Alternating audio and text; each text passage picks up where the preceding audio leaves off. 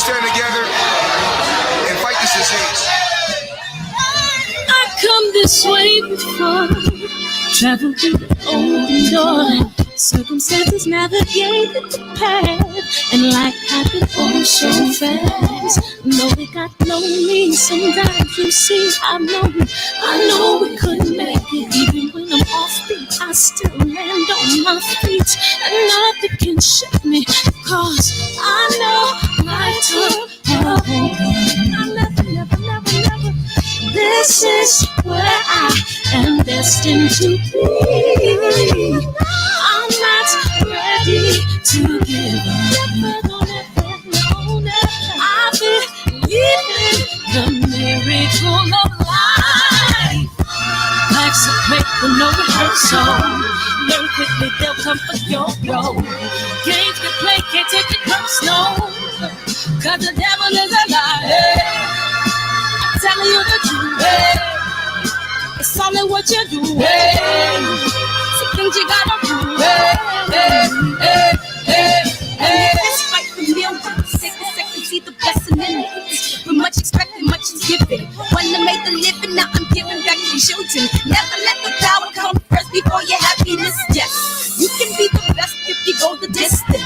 Mix a little sweat with your persistence. You know that the best things are never instant. Just shine, let them see your brilliance. Get up, open up your eyes now. It's the moment of truth. No backing down. We're bringing it tonight. For the children, it's a given. You gotta give it, be a blessing. This my personal statement. Run the game like I'm ASICs. Learn to develop patience, determined to be the greatest. Yeah, bobbing and weaving, they changing up like the seasons. Indigenous to the grind, so I do it for all my people. Jabbing the competition, back up against the rope. She fighting for recognition. I'm fighting just to promote equality where we lack it. Our cancer slowing our road. I'm confident we'll make it. We focus on common goals. Yeah. Give back, give love, giving something away. Never give up, stand tall to fight another day. 2 toes, 2 feet, I stand on the ground. I'm going wrestle and fight this final round. Life's a break with no rehearsal. Learn quickly, they'll come for your role.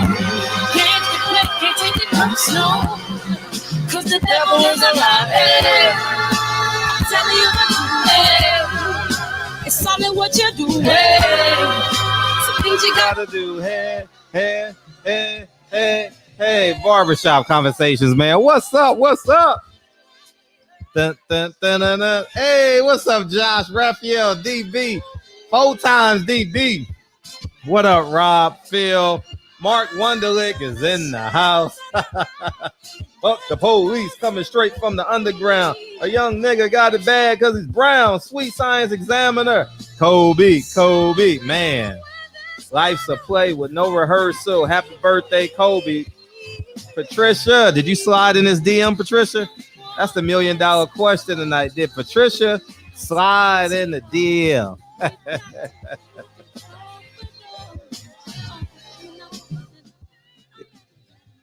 Hey, I appreciate y'all coming in tonight, man. It's roast season, baby. The fat man. Hey, wasn't that the nigga?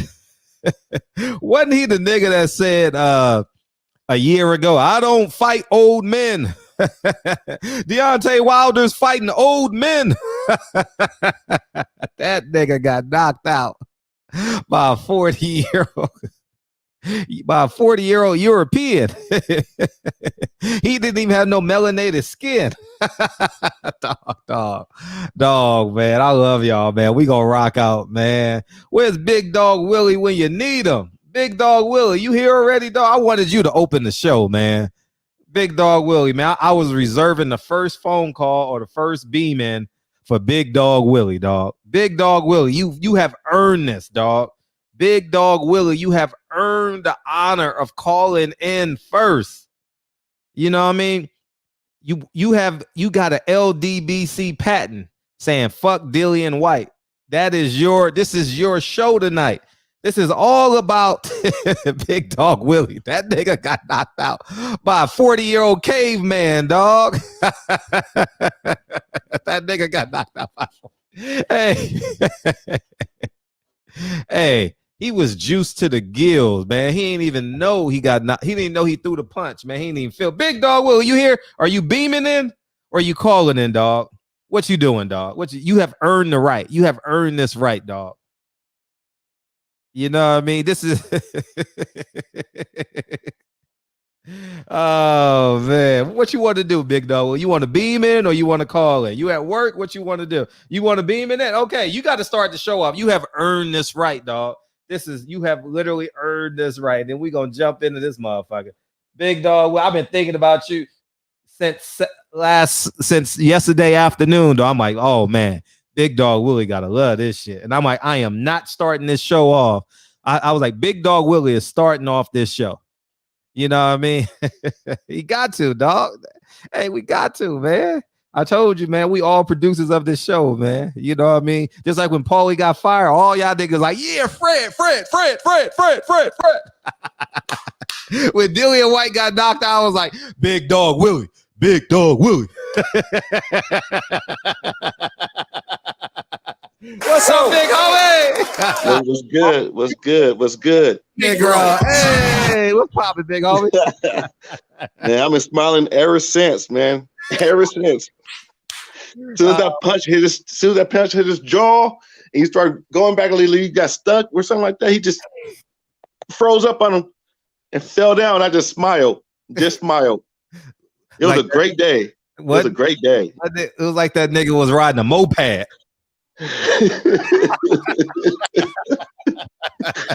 Oh man. I couldn't wait, man. I got on the BFT beats, man. Everybody was laughing. It was fun yesterday, man. I had a good time. Man, it's just a good time. It's a great day, man. It was the best day of the year for me. Oh man, he gave us that quarantine relief, dog. Oh my God. Man, I am forever grateful to Dillian Whyte. I'm forever grateful, dog. You did that, Dillian. You did that shit, dog. Yes, he did. All that shit he was talking. All of it. Just went. Yeah, that nigga got all of that uppercut too. Hey, he got all of it. That nigga was out cold. Yeah, Paveka set him up so cold. It wasn't that, it was a slow uppercut too. It wasn't that quick. It was just boom, boom. And it was, man. Oh well, fuck him. Yeah, and he said he wants a rematch. Why the hell would Povetkin rematch you when he's now the clear mandatory? I thought he had it in the clause. I don't think so. How? That was Eddie. I guess it was Eddie Hearn was saying. Nah, it ain't gonna be no fucking rematch clause. Hell, how? Why would you put a rematch clause on that? I don't see it. I don't see it. That nigga got a sleep night clause. That's what the hell that nigga got. That nigga wake up on Christmas. That was beautiful, though. That was beautiful. That nigga lost 30 pounds for nothing.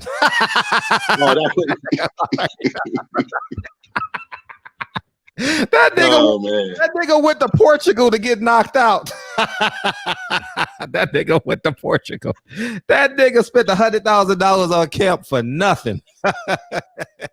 That nigga went and learned Spanish and everything. Nigga still got knocked out. You know what I mean? He still got titties. When he went to man, that nigga size double D. Oh man, fuck a D. Hey. That nigga will walk into Victoria's Secret. Oh, what size you? D, motherfucker. Shout out to Radio Raheem, dog. Shout out to Radio. One time for Radio Raheem, nigga. Radio Raheem. I ain't gonna hold you too long, but man, yeah, it was a beautiful day yesterday, man. Wasn't it, dog? Man, yeah, to the chat, man. Man, I was smiling. See, I still am. hey, your hat ain't so big tonight. Oh man. All right, man. Appreciate you, big homie. Yeah. All right, peace. All right, one. Big, we got Big Dog Willie out the way. Now we can carry on with the show. Now we can carry on with. I had to open up with Big Dog Willie, man. Every time he put a super chat in at the end of it, no matter what show he's on, he's like, "Fuck Dillian Whyte." You know what I mean? That nigga. Hey. Oh shit. Oh shit.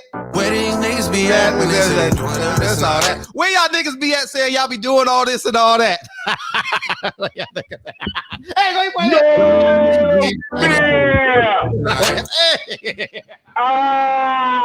Let me turn this motherfucking light on. I'm going out for a motherfucking job because I feel like it. What time is it? Midnight 08? Yeah. These Bronx streets are clear. Where the fuck am I? Pulled in the 222nd. Okay, you up there. Yeah, man. Don't go to Yonkers now, nigga. Motherfuck Yonkers. Fuck that. That's the home of Heavy D, big homie. What's up? What you got? Man, listen. All right. Dean Whyte titty fucks Dillian. That nigga Dillian catch the shoelace on the chest. Say porno shit. Oh my god. Oh. That nigga Dillian gets bukkakied on a daily basis. Oh my god. Oh. That motherfucker is disgusting. You understand what I'm talking about? Mm-hmm. Yo, Big Dog Willie spoke it into existence. Yeah, he did. Yeah, he did. Every daily affirmation, motherfuck Dillian Whyte. And now look, this is perfect. You know, Wilder, in my opinion, that brother is still taking the high road because I'm a petty motherfucker. Uh-huh. All right. By the way, did Dillian shut down his Instagram from comments and shit? He probably did. I gotta check. I heard he did that. You know, why these motherfucking hoe ass niggas do that shit? Why they do that?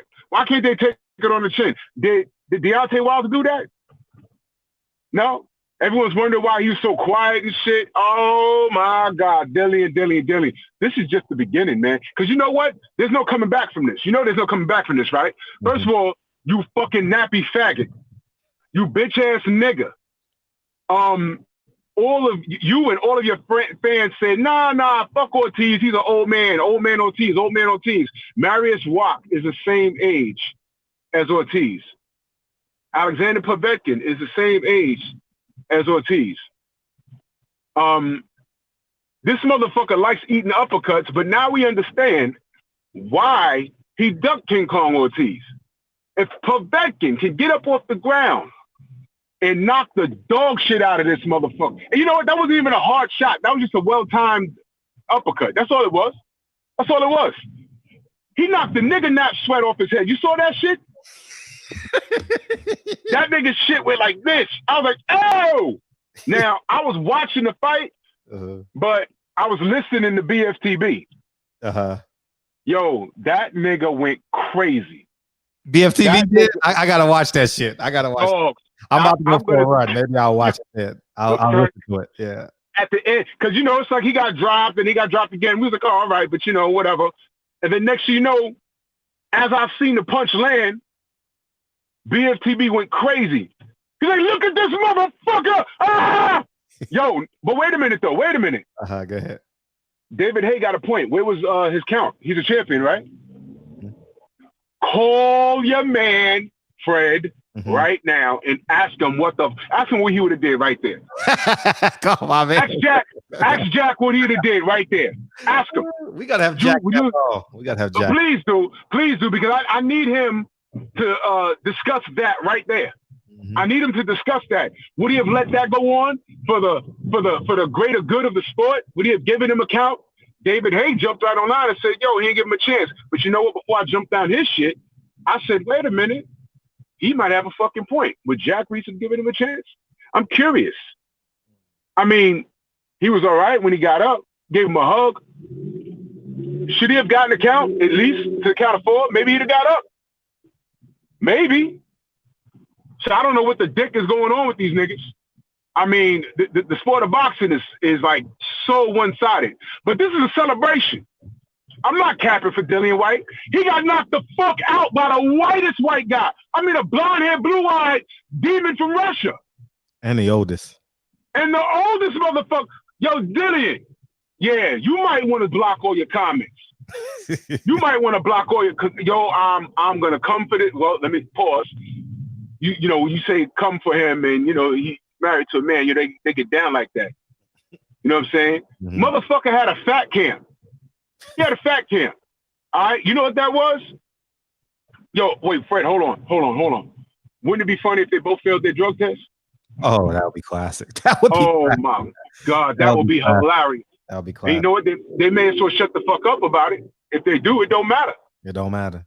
Yo, this is like the greatest fucking thing. Like, I think this is. I think 2020 is gonna finish strong. It's gonna finish strong because this shit in the Disney movie brought my happy back. On God, it really did. I really enjoyed that shit. That was like beautiful. Mm-hmm.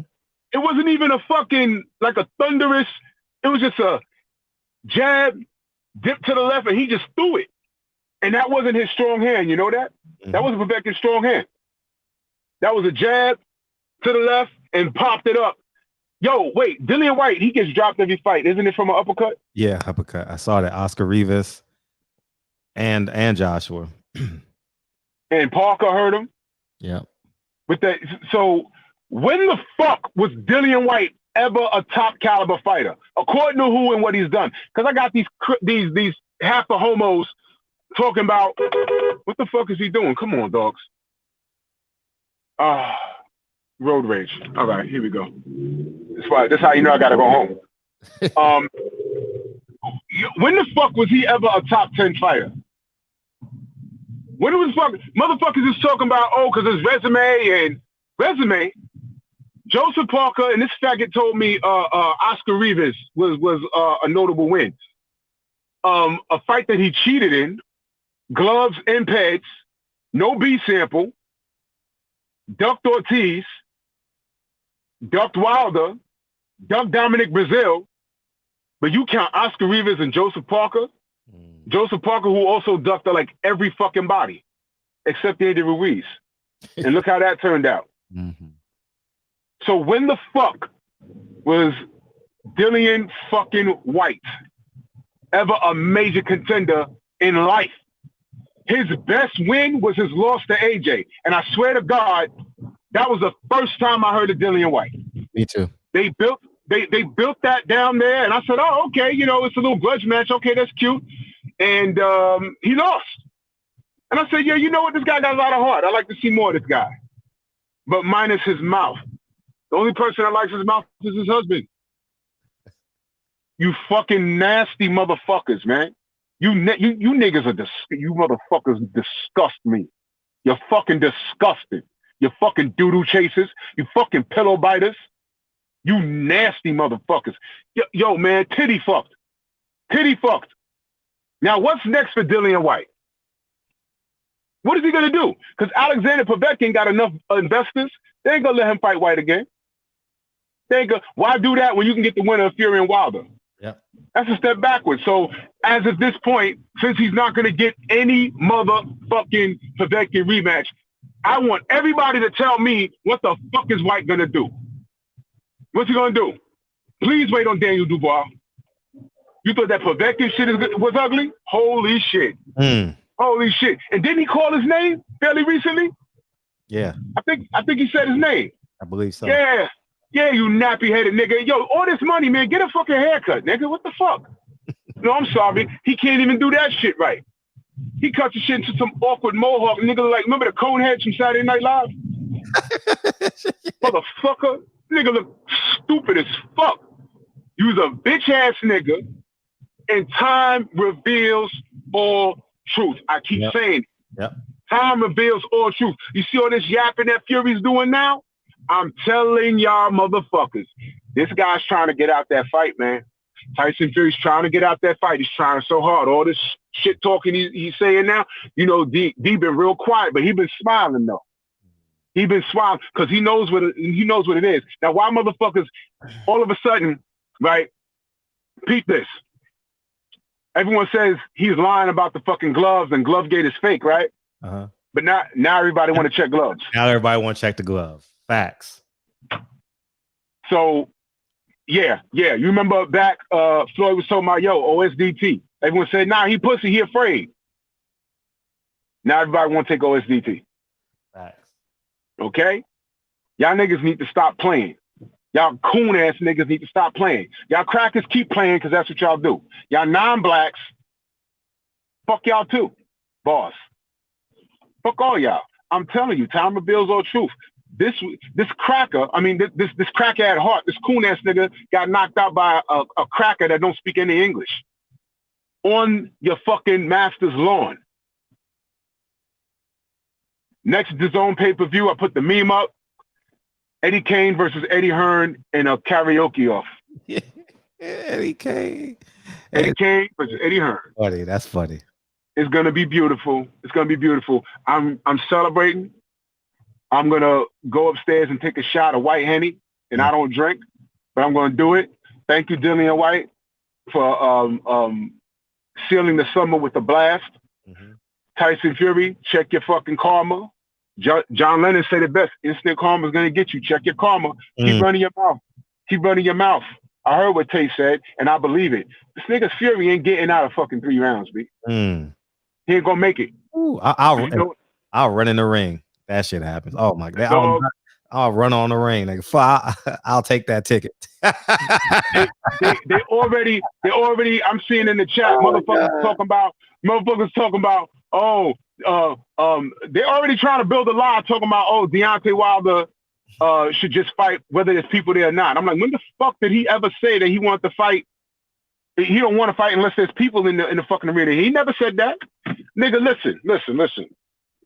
You know why old media is mad? Between you and 78 and Black and everybody else, y'all got like a direct line to the man. Y'all could call Blue. Y'all could call him on the fucking phone.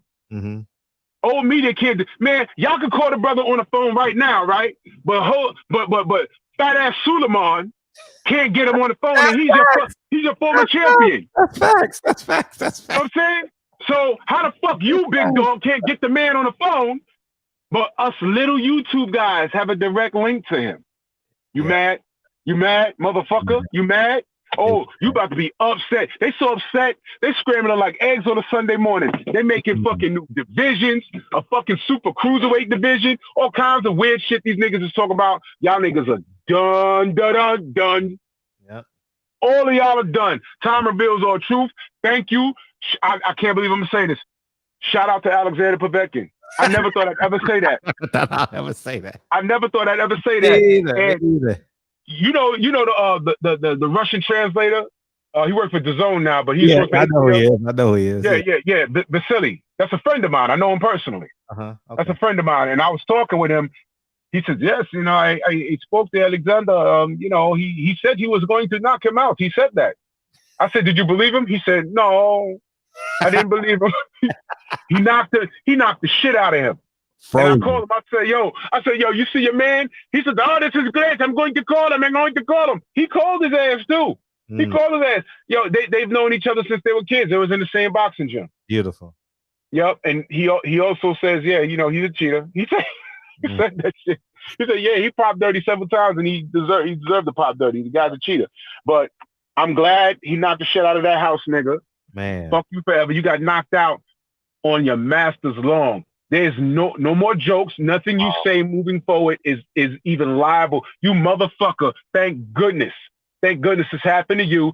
Don't block anybody on your Instagram. Take it like a man. You motherfuckers like dishing it out, but magically you can't take it. Tyson Fury won against Deontay Wilder on paper and still blocked motherfuckers.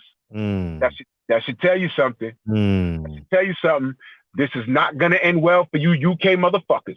This is not going to end well. And you fucking fans that talk that dumb shit, don't block me. Don't block me. I'm coming for you. I'm coming for your handicapped little brother with the helmet on. I'm coming for everybody. Y'all can't hide. Yo, shout out to the entire LDBC. Shout out to you, Fred.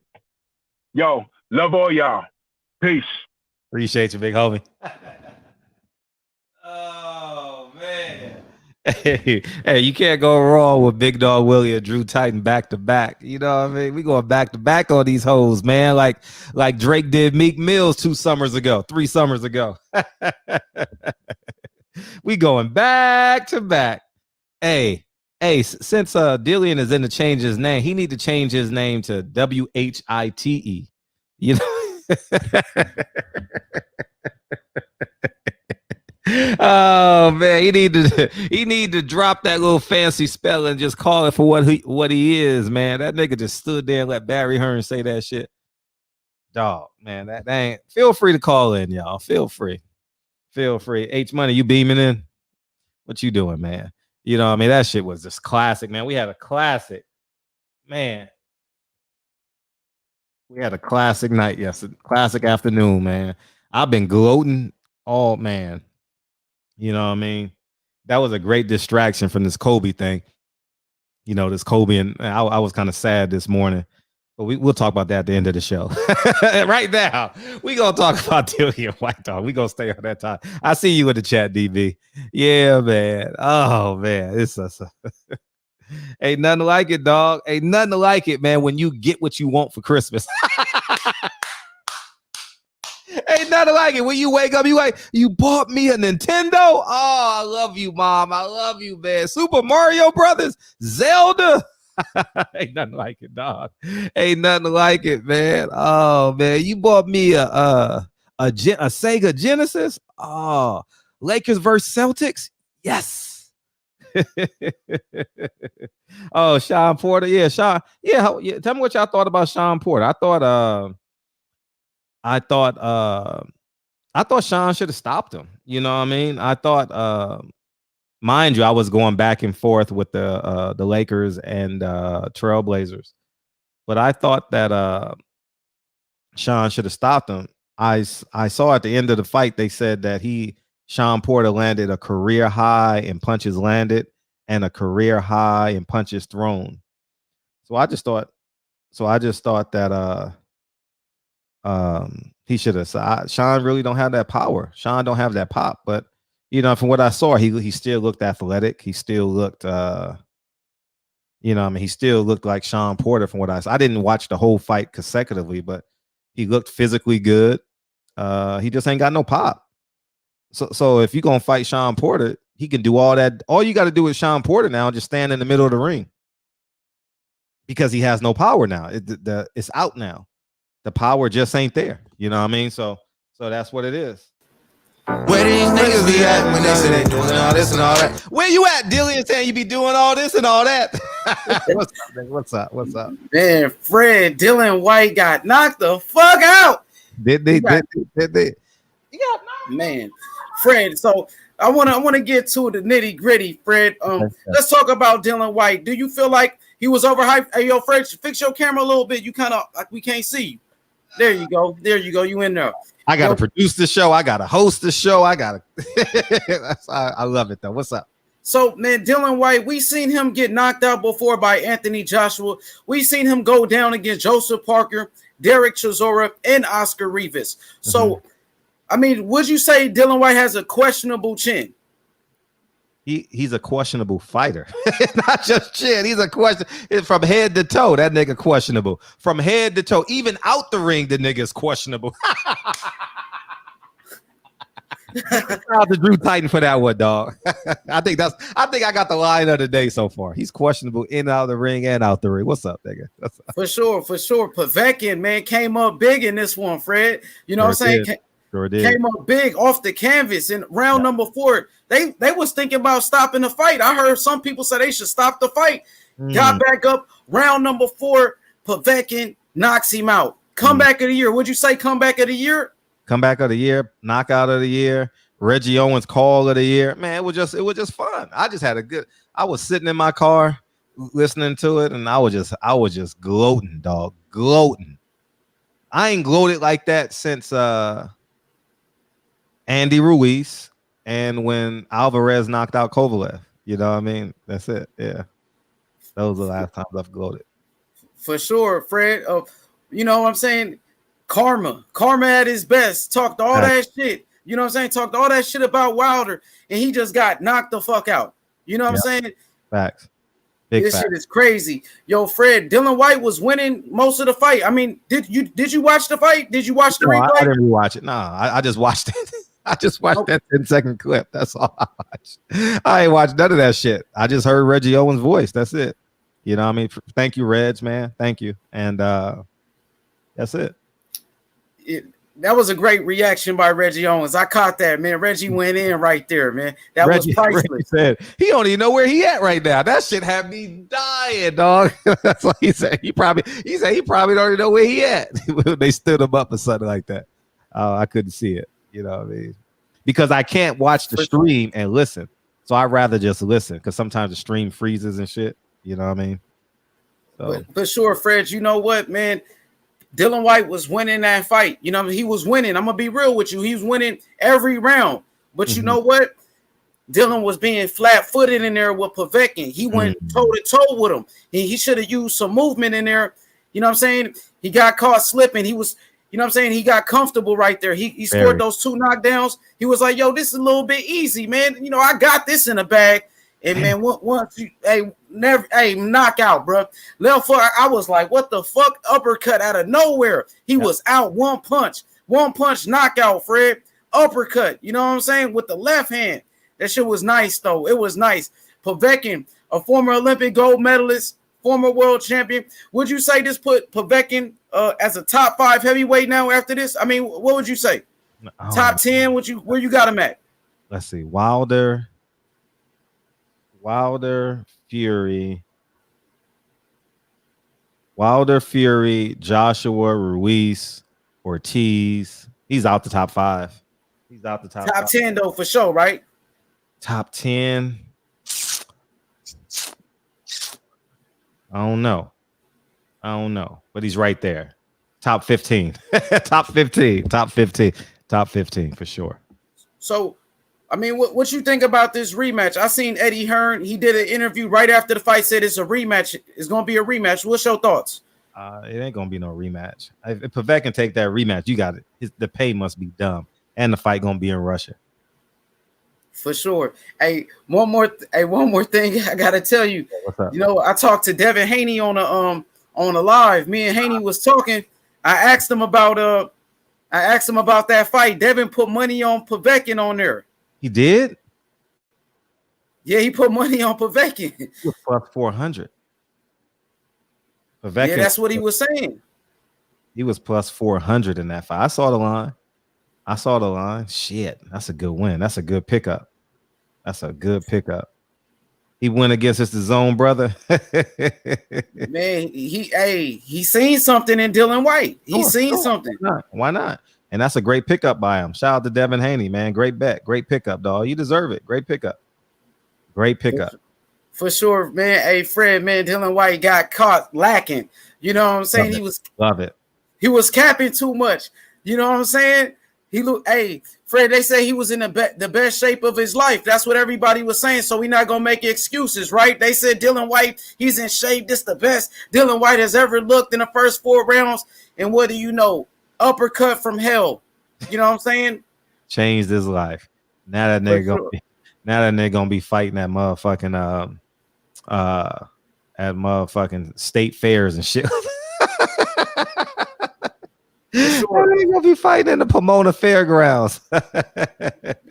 Yo, Fred, you watch the playoffs? You seen Luka Doncic hit that game winner today? Ooh, Luke. He a problem, huh? Yeah, that's my first time seeing him play.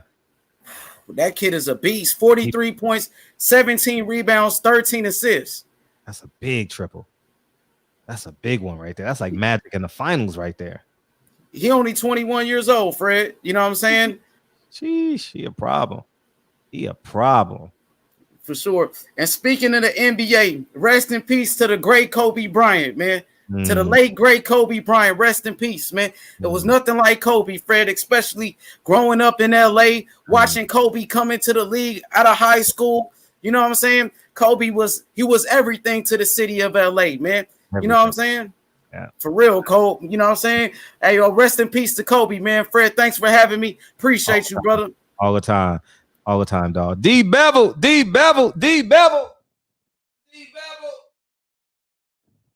D Bevel for the 3 dislikes. Salute. Hey, I appreciate you, man. Call me now. We got the expert genius coming in. What's up? Where these niggas be at when they say they doing all this and all that? Hey, Good. man. Welcome Can to the you hear? show, dog. Welcome. We hear you, man. Welcome, dog. Welcome to the show. We appreciate you, man. What you got? Hey, Man, what you you got think that of that Dillian Whyte. knockout? What's up? Like, yo, like, how did you feel? Because I felt great, bro. Man, I felt called amazing. Oh, you did? You called it? Oh, that's big, man. I didn't call it. I didn't really have an opinion on the fight. You know what I mean? Because you froze and you got to beam back out, man. You got that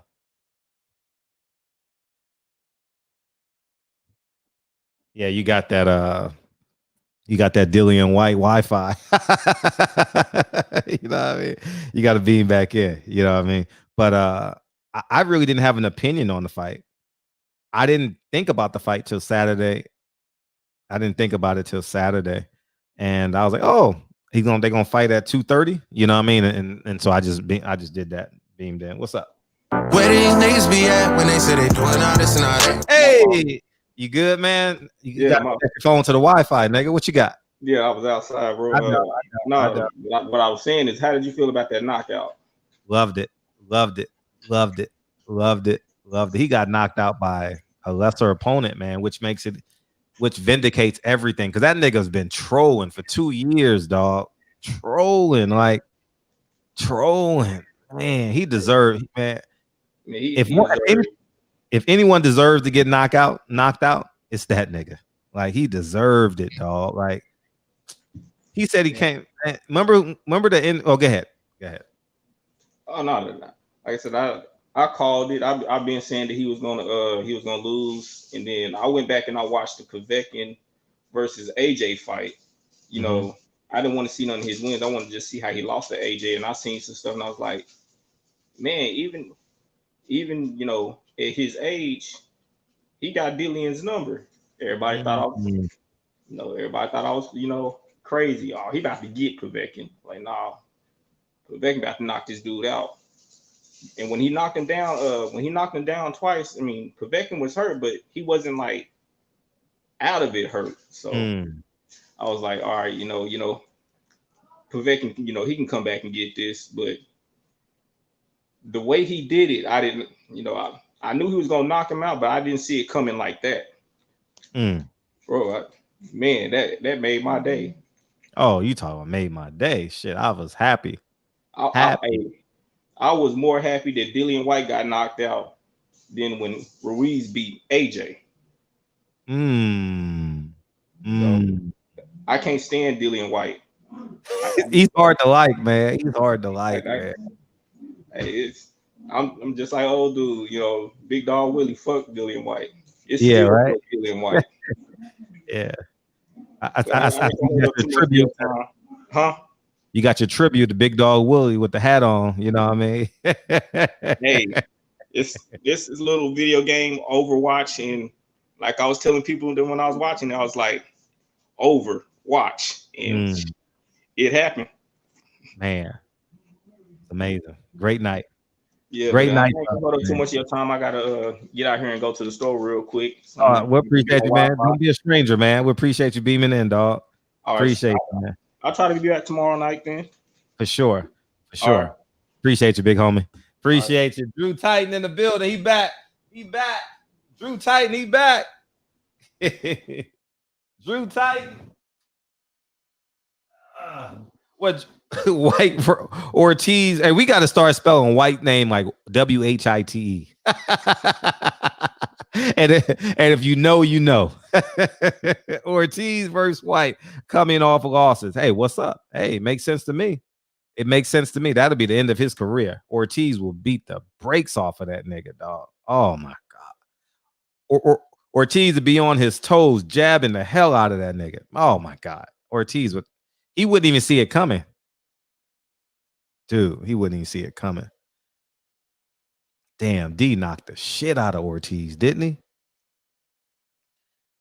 Oh man, I'll never forget that reaction when I saw it.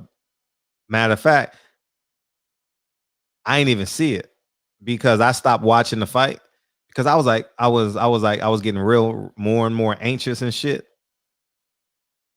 Next thing you know, poop, gone, over. I looked up at the screen and shit was I was on the floor and shit, and I wasn't even watching the fight. I was turned the other way because I was like, man, looked like D lost the first round, maybe lost the second round, and then I just stopped watching the shit. Joe was sitting next to me. He said, "You can look now, nigga." Oh man, that was a great night, dog. That Saturday night in November was a great night. November 22nd, 23rd, whatever. Oh, that was a great night, dog. That shit felt good. D and the motherfucking that nigga went to the courtyard. What's that? The food court and ordered some pizza and shit.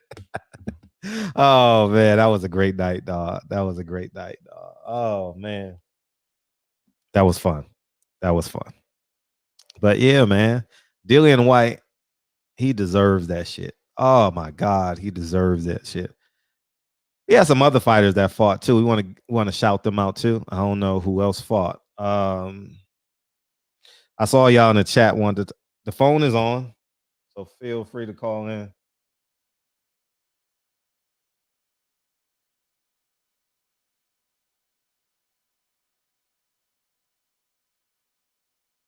Yeah, the phone lines are open, so feel free to call in. Let me open up another one just to be. Where these niggas be at when they say they doing all this and all that? Hey, what's popping, big homie? How you doing? I thought about you this week, and I'm gonna tell you why in a second. What's up, homie? Oh man, you hung up on me? Oh, I'm gonna connect you to another program. Something's going on with the damn email. Shit. 1 second.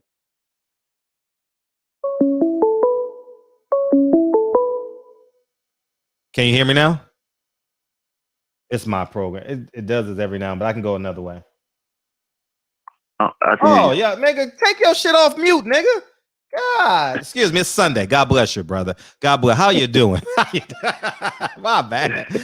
This old ass motherfucker, man. You know what I mean? How you feel, man? How you feel, man? How you feel? I've been off the grid for a couple of days. know, My mother's twin brother just passed. We buried him Saturday, so that's why I've really been off the grid. We offer our condolences, man, in the shop for sure, man. I know I speak for everyone in the chat, dog. For real, for real. Appreciate that, man. Old boy was real close. Yeah, you got to send me your cash app or something so you could take your sister to dinner or something. Your mom's brother or your sister's brother? It's my mother's twin brother. She passed away in 92. He just passed a couple days ago. Yeah, for sure. Yeah. But I got a different spill on the. I would have been able to call, but like I said, I was off the grid. I kind of felt like it was a dangerous fight for Whyte. Because when you look at Povetkin's career, the pedigree. Yeah, you're right. He would have been undefeated had he fought regular sized champions. He only lost to 2 champions, and they were super heavyweights. You feel what I'm saying? Sure. Just too big for him. Good point. Great point. Yeah, everybody else he beat. You know what I'm saying? So I kind of felt like Dillian was way out of his league. Yeah, you're talking about a gold medalist, or truly, really, when you look at it, like I just said, a really undefeated fighter. He just fought super heavyweights and lost. And man, I'm kind of baffled. I really was, even though I knew it was probably gonna go that way, I was still upset because I did not want him to lose to Povetkin. I wanted that ass whooping to come from Wilder. Yeah. We all did. You understand me? Yeah. So really, it's bittersweet. You know what I'm saying? I wanted Wilder to make him eat everything that he said about Wilder, every word of it. You know what I'm saying? Facts. Not Povetkin. No, get past this him. But I know that was a hell of a feat. You know what I'm saying? That's a fight he should have avoided. You know what I'm saying? Yeah, man. But And then I was talking on H Money's podcast one day about weight loss. Sure. And when I'm online with him, on the call with him, I can't read the chat. Okay. You know what I'm saying? So I went back and checked it out. I seen somebody said, LOL, what you guys mean that fighters can't lose weight under a year? I didn't say that. What I was saying was I was talking about Roy Jones. Roy Jones went up to heavyweight and when he came back down to fight Tarver, this man didn't just lose weight. He lost 25 pounds of pure muscle. I thought that he needed to walk around for a year to allow his body to acclimate to that weight, to get his body used to that again at 175, rather than just jumping in trying to fight Tarver like that. That was very dangerous.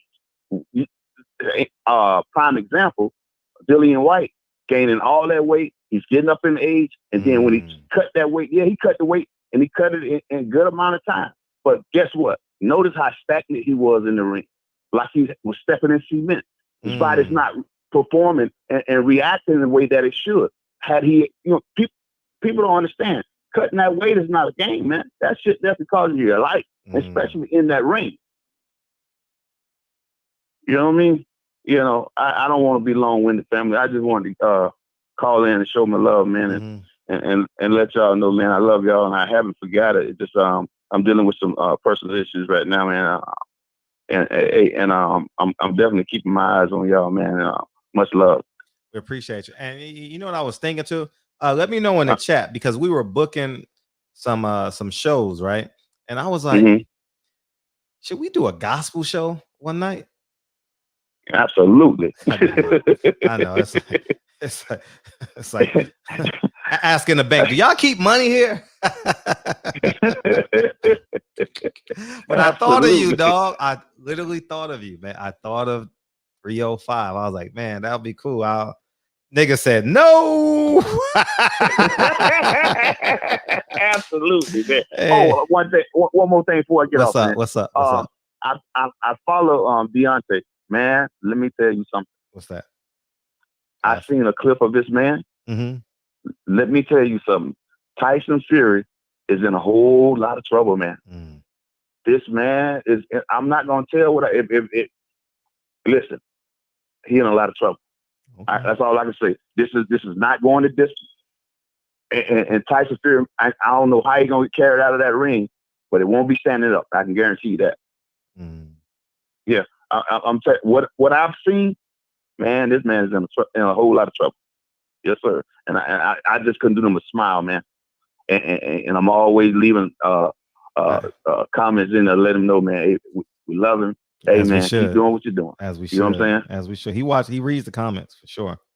Yeah. Because he responds to me, man, and I be appreciating that shit. Oh, man. That's love. That's dope as shit. Yeah. That's dope. It makes me smile all day. I know. You that nigga. D is that nigga in real life. Yeah, for real. He really is. He really is. For sure. Yeah. All right, man. I don't want to be long-winded, man. Love y'all, man. Condolences to your family, dog. You and your family, for sure. Appreciate that, fam. Appreciate that. Easy. All right. One.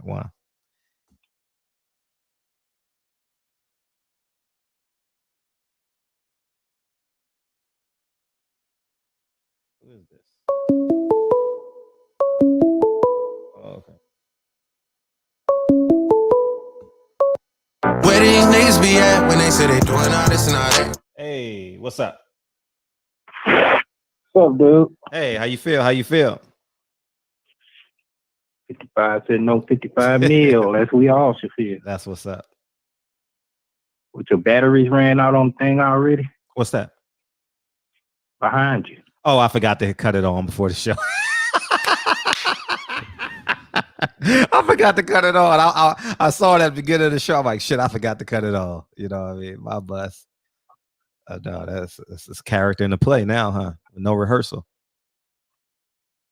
Right, Rob? Yeah. Hey, you might have to get Truck back on. Why? What? Oh, yeah, with Joey Spencer. Oh, yeah. Oh, I didn't watch the interview. Tell me what he said. I just saw the title. He like, hey, he saw some clips from the show, and I mentioned his name. He demonstrated with Oh, he mentioned our show. He mentioned our show. Well, he just mentioned up and coming fighters that Oh, that's on the good. way. No, Joey watches the show. Joey watches my platform. Me and Joey are cool. Me and Joey Spencer are cool. But what did you think about Sebastian's performance? Good question. I was happy that it went in his favor this time in terms of performance. You know, he's still a young fighter. Was he 22? Both of them are. It's no edge either way. That's what makes the fight against them. The fight against them? Right. Oh, I'm not. That shit 3 years away. Man, ain't no one taking that risk now. Ask that because Lorenzo Simpson don't have no bad habits. I don't know. I haven't been that intimate with Joey. So maybe I have his phone number. Maybe I'll have him come on the show one night. He could talk his own shit. You know what I mean? What would do? Where? Of course, it could be a draw, but no, that shit ain't gonna be no draw. No. Okay, yeah. I'm just saying. Mm-hmm. I'm not excluding no possibility. That's all I'm saying on that. Mm-hmm. I'm quite sure there's going to be a winner and a loser, but where is the risk for either one? That's where I'm confused at. The risk right now? Yeah, for either one of them. They got other guys to do that job right now. You know what I mean? In terms of the build up, you know what I mean? In terms of the build up, they're gonna get paid the same if they fight now. They ain't you know what I mean? That's the yeah, I mean, right. I mean, it is a business. I mean, it is prize fight. I know we want all these guys to fight like right now. I agree with that. But it's not gonna happen. So I'm not opposed to answering that question, but it is pleasing that they both look great. They both look great. They speak well. They're like you want to see them interview. Joey is poised. Lorenzo, as you guys saw, is hella poised. You know, hella poised. Well, I mean, that'd be a good build up. Both of them just keep their names, you know. It's gonna happen. Oh, for sure. Because keep in mind, PBC is pushing Joey hard. He's been on how many times? Nigga been on Fox? 3 times. Nigga been on Fox 3 times. He's gonna be on there next month, right? When that next month you say he's going to be on again. Damn. When I asked him, he said he had a fight coming up. Oh, he's gonna be on CBS, but that fight got canceled. It got canceled. Oh, okay. I didn't hear that. I didn't hear that.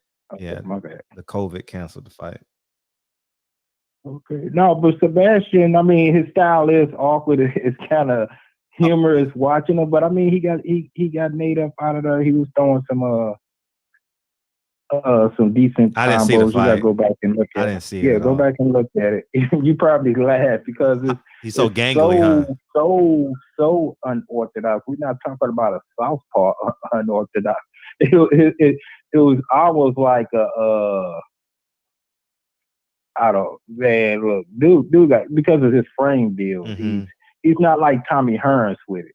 You know what I'm saying? That's kind of like what you would expect. He's not like Tommy Hearns with it. He got his own style. But I mean, it's working for him. But I would say Truck could get him if they did. But I understand the business side, you know, they got to build it up. But right now, I think Truck could get him, you know. Oh, Sebastian? Yeah. Yeah, I mean, that's a future fight. They ain't gonna risk him now, you know. No, they ain't gonna risk him. I'm just saying. No, he's like 16-17-0. So Fundura gotta look like he gotta kind of go like right now. You know, 154. So he's looking at who is he looking at 154? Probably Terrell Goucher or something like that. He's probably in the Terrell Goucher range after Lubin. I think Lubin's gonna beat Terrell Goucher, and I think he'll be in the Terrell Goucher range. You know, something like that. He's definitely not ready for Lubin now. because Nate Gallimore is a step up now. Now let's be clear. Now Nate Gallimore ain't no pushover now. You know, well, he looked like a pushover last night. I didn't see it. I didn't. I'm just going off of the J-Rock fight.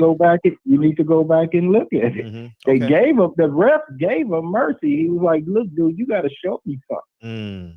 So he let him stay in, and then of course when the ref did stop it, he was crying an early stoppage. But dude, you wasn't showing nothing. It was like you getting paid to be a punching bag. You know, we don't want to see that. I didn't see not a second of that fight. You know, the Lakers Nah, were he on, do. so Yeah, Gallo caught a lot of good. You know, he was taking a lot. He was absorbing a lot of. It was almost like the Sean Porter fight. You know what I'm saying? How'd you like Sean Porter? He can't talk that mess when, you know, everybody talking about Earl couldn't get Garcia up out of there. Now, you know, now what you got to say. But I don't think it was the point. I think that German guy just had his mind made up. He's going to survive. It don't matter. The Europeans, they can wield themselves like unless you're a real tactician. Sean, I mean, I heard all the accolades people give him, and that's cool, but he's not a tactical fighter. He's just, you know, a barrage fighter. A barrage fighter. I think he still struggled with really picking shots that really matter. You know, very tactical shots. He don't know how to line them up like that. And if he do, he's not following the instructions that's given to him. Yeah. You know what I'm saying? When the last time you really seen him do a good body to the head combo? I'll wait. Oh. I mean, he's not accurate. He's not he's not accurate. He's not an accurate puncher though. He's a volume puncher. Okay, then. Yeah. And I just repeated what I just said. So he got to work on that. It's too late. But it's too late. Yeah, I was about to say that. You know, I don't think he will perfect it in the time frame that he's in. You know, he's kind of like long too, you know, and so he got to stick to what, you know, he got to dance with what he brought to the party. Yeah, and it still could work out for him. No, he's still shit. He's a top 5 147 guy. He's top 5. Oh yeah, and I would say he got the best resume in the well, besides Pacquiao. He's fought the best. He don't have the best resume. He's fought the best. Him and Josecito Lopez have fought the best.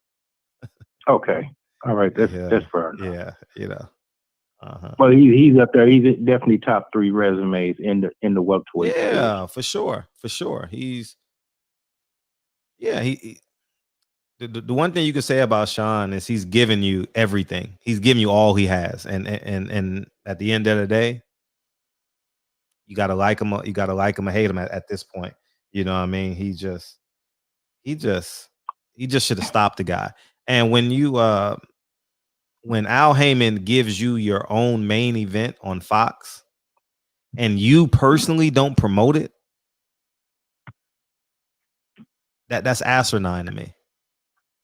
So every fighter, if you're fighting on Fox, you need to drop 2 and 3 posts every day promoting your fight. Like, you know what I mean? Like, honestly, he could have came on the show and promoted. Yeah, you know the funny thing is, I didn't know the fight was on Fox. I thought it was on FS1. No, it was on Fox. It was on Fox, but I didn't even watching it because I watched the Laker game. So they announced it at the weigh-in. I caught the weigh-in. I didn't even watch the Friday. I didn't even watch the weigh-in. No, but he looked great though. Larry Wade had him in great shape. He looked great. Looked great. Yeah, he was cut up and he did his thing. He's trying to say he want the winner of Spence and Garcia. He ain't getting it. You know, there's no win. Right. I said I was going. You beat me to the punch again. Oh, I'm sorry. It's your call, man. No, I mean, okay. I mean, great minds thinking like, I don't think he's getting it. And to be honest, with my 2 cents, I feel he don't deserve it. I mean, if he could have looked a little more impressive in yesterday's performance, probably, but you know what I'm saying? He was okay. He won pretty much every round. Yeah. He threw a lot of volume punches. He really wasn't sitting on them. He just thought what he was going to throw out there was going to eventually get the guy up out of there. And I didn't see, once again, precise shots. It was just a barrage. You know what I'm saying? So, even if he do get them fights, I could see Garcia getting them. You know what I'm saying? That, if he want to rematch Garcia, which I doubt that he would do, if Garcia lose, he probably only going to want to fight Garcia if Garcia wins. But even if Garcia lose, he should go back and give that man another shot. Yeah, because that fight was close. That fight was razor thin. When I was there in New York, I thought Porter won. when I came Or home, you know, he lost to Thurman. I mean, to cut you off, I forgot he lost to Thurman. Second, he should go ahead and try to advance that. Or with Kell Brook. yeah. But go ahead. No, when I was there in Barclay, I thought Porter won. When I came home and rewatched it, I thought Garcia won. You know, so that fight was that close. You know, that fight was really, really close. And you know, they're gonna have to rematch each other because Earl Spence ain't fighting them niggas, man. Hey, all them niggas got pipe dreams. Everybody at 47 think Manny Pacquiao fighting them. Manny Pacquiao ain't fighting none of y'all niggas, man. It's Mikey Garcia or Earl Spence, dog. Come on, man. Those are the only options. And they done already gave Earl the right to duck them the way they was ducking him. Yeah. It was about timing and it gotta make sense. Man, miss me with that. Y'all knew what time it was to do. As soon as we got in the accident, now everybody lining up and shit, man. Get the fuck on. Yeah, Earl gonna search that big fight at 47. He's gonna unify as best he can if there is such a thing at 47, and then he's gonna go to 54, fight a guy to build his brand, to build his name, and then he's gonna fight for a belt at 54. That's the plan. He's gonna be, and yeah, I mean, that's typically what happens with great fighters in boxing, right? Oh yeah, it's that time. I mean, you can look at his body, man. Yeah, it's filling out. You can tell sure. that he don't hold it a secret. He like to eat. You know what I'm saying? So it'd be interesting to see how long he stay at 154. You know, if he stay disciplined, he could stay there for a while. But no, he's a big guy. You know. Yeah, he could stay at 54 for a minute. And that's why Pacquiao ain't finna run up on him too quick. I mean, he got in the ring with that old fake shit. You know what I'm saying? But he'll do it for the money, though. See, it's the I think they would have been more aggressive with Earl and Pacquiao had it been no COVID. That fight would have been more in play, you know. And then they probably would have pushed Danny Garcia to Mikey Garcia, you know. But now that there's we're in the pay-per-view era now, so what difference will it make? What difference will what make? Him and Pacquiao fighting. I mean, most of you talking about $20 million though? You talking about a $20 million gate, $15 to $20 million gate? That's a big difference, you know. That's one person's salary. So, because you know the pay-per-view is gonna do 500,000 minimum, you know. So you gotta include that Manny Pacquiao just does 500,000 just because. So I mean, yeah. So Manny Pacquiao's gonna fight Mikey Garcia, I believe, and Earl Spence is gonna fight Danny Garcia, and then they'll see where they're at with this COVID, and then that'll be the end of it. I don't know. Yeah, make the mega fight. And they're gonna try and the other guy who don't want to fight nobody, he might pull out his motherfucking Earl Spence fight. Crawford. Man, I don't even want to bring that. I mean, I'm not a Crawford hater. I'm not a Crawford hater, but I mean, dog, what he's doing to his brand the last 2 weeks is disgusting. Like, okay, ding, ding. Okay, you're not going. Okay, here's Ugas. Oh no, he ain't good. Okay. Here's Gary Russell. Oh, he too little. Okay. Here's Sean Porter. Oh, he's my friend. Cut it. We didn't heard. I mean, you on point, but I mean, it's like beating the dead horse. Here's Keith Thurman. I be actually trying to root for the dude. Man. You know, I don't think he'll beat Spence, but I mean, still, I root for the cat. It ain't like but I'm like, dude, what is you doing? You know, it's like you finding every excuse. Like, it's no point. Like, it's no point even mentioning, like you guys say in the chat, it's no point even mentioning Terrence Crawford's name because he ain't gonna fight nobody. He ain't gonna fight nobody. And the moment they announce his next opponent, everybody need to laugh at him. Everybody, because man, he had a chance. You know, it's gonna be just that. You know, it's gonna be just that week. Everybody need to laugh at him. Everybody, because I mean, there's no excuse for you not fighting a formidable person. It's no excuse. Like it's what was the reason for not fighting Kell Brook? Oh, and then it's Kell Brook. Oh, he's a Bomac said that he is done. Like he's just a punching bag or something, like basically, you know. He's basically ducked out of every fight. I mean, when you got an excuse for every fighter, I mean, not every fighter that challenges you, you have an excuse. Man, come on, dog. And then if you go through his resume, the only black guy, I don't want these Pan-African men to get on me right now. Okay, I know what I'm saying. Go with me on this. He's only fought one black guy in his life, one American black guy in his life, and that is Hake Lundy. Oh, but all right. So I mean, y'all can say what y'all want about Crawford. I think he's scared. He enjoys being fed every time Bob Arum comes home, and you know how he puts the food for the goldfish, and they come to the top and they eat it. That's Terrence Crawford, man. That's like he's just content. He's happy. He knows his boss gets off work at 5. He'll be home by 6:15. He'll feed him. You know what I mean? He'll put his knuckle on the glass, knock, knock, knock, you good, and that'll be it. You know what I mean? That's just it, Not man. the house mentality, huh? Nah, man. I mean, I don't give a fuck. If niggas say I'll give you $4 million, I'm fighting anybody for $4 million. In COVID America? Shit. Shit. You know how hard it is to find $4 million in COVID?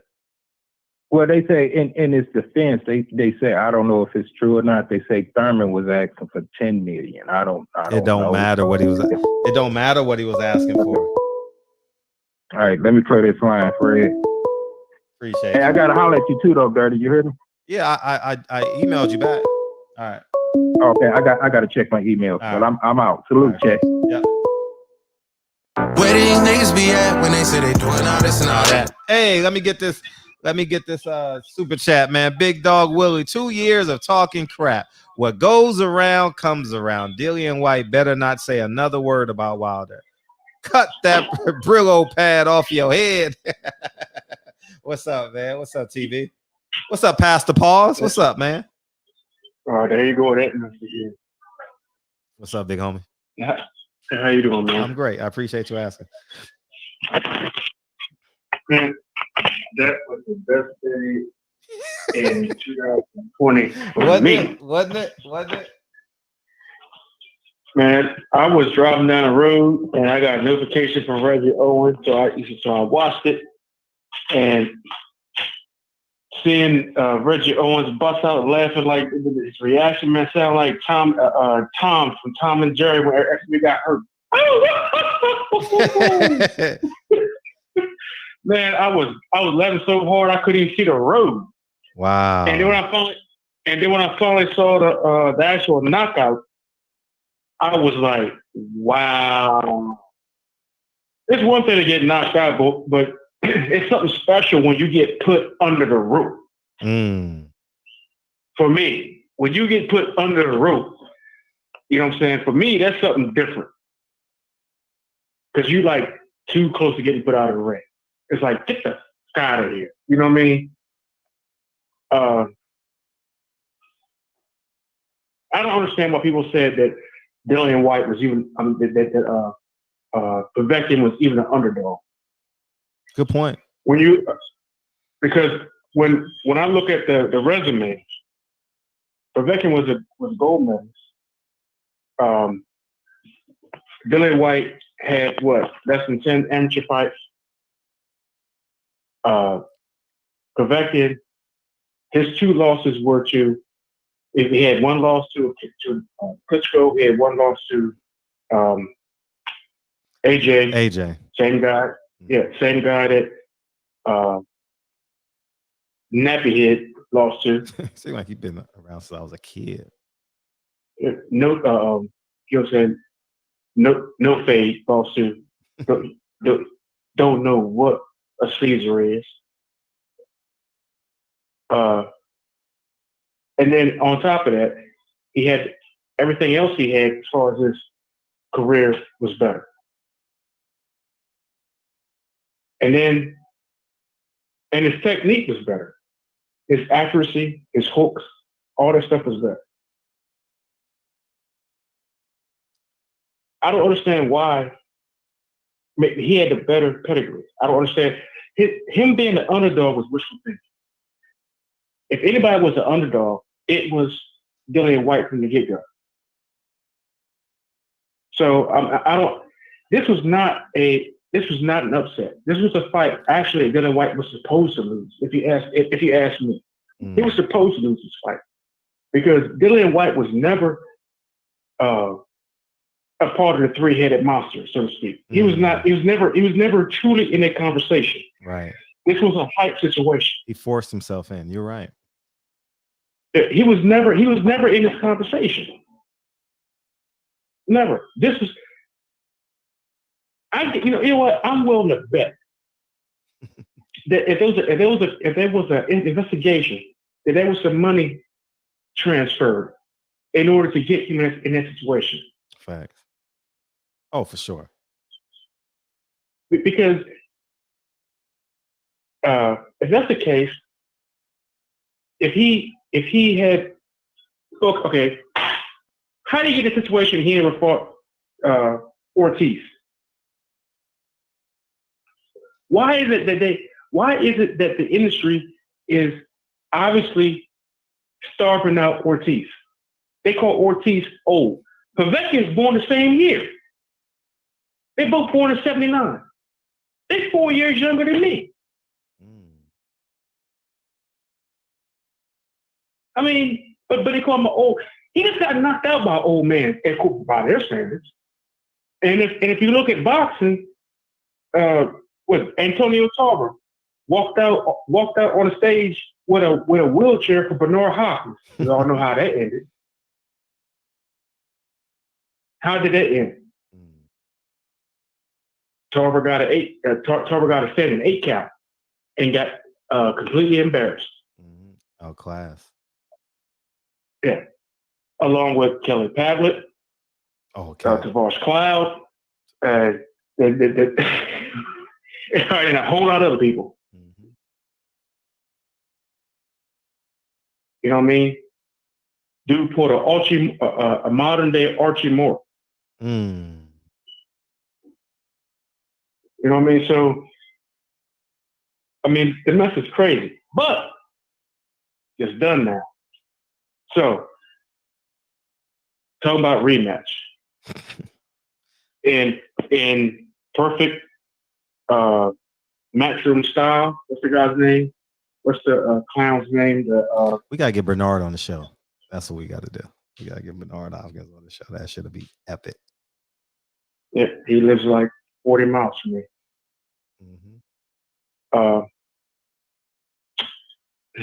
What's that clown's name? Eddie Hearn. Somebody asked me not too long ago about it was a brother. I can't remember who it was. He said that Eddie Hearn was a good promoter or something. And I said, whatever he is, he doesn't deserve our brothers. He can promote them. But he doesn't deserve ours. Our brothers should not be promoted by him. I said it, I meant it. It's floating on the internet. But I don't care. I said what I said, I meant it. He don't deserve ours. Because they got a plantation mentality. They say stuff behind the scenes, and sometimes the stuff slips out on doing their videos and on social media. Every now and then your real feelings slip out when you talk a little bit too much. And sometimes these people talk a little bit too much. And their real feelings slip out. And they got a plantation mentality. Like that one NFL owner that said that you can't let the inmates run the prison. Who was that? Yeah, who was that? Who was that, y'all? Can't let the inmates run that. I can't remember his name. They'll put it in the chat event, so they'll Google it. Something. I remember that shit. I remember the statements stick out of my mind because I'm like, I have a real bad memory, but things that piss me off, I will remember. I may not remember who said it. Bud Adams. But, what team does he own?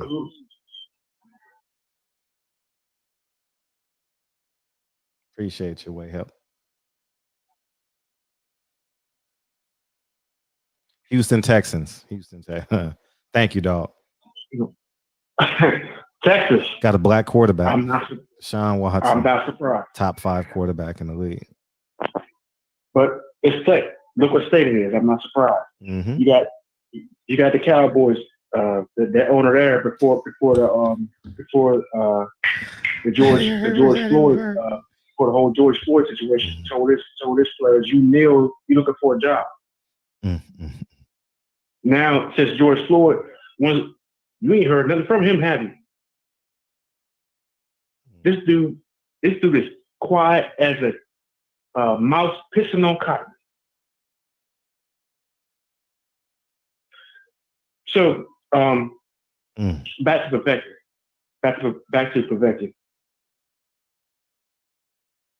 I don't feel like Povetkin should be in a rematch with just loudmouth Punk, because Povetkin owes Deontay Wilder a fight. He cost Deontay Wilder what, by $2 million for popping dirty? 5 over 5. Over 5? Mm-hmm. Well, Deontay Wilder owes him an ass whooping, and right now he's in a position to say he didn't beat the dude that they say is the dude, which we all know he's not the dude, but since they put him in a position, and now he got knocked out by Povetkin, and Povetkin has the professional pedigree, and he's, saying, now he didn't put himself up there later in age, but he put himself up there. So, saying, let Deontay Wilder go ahead and knock off this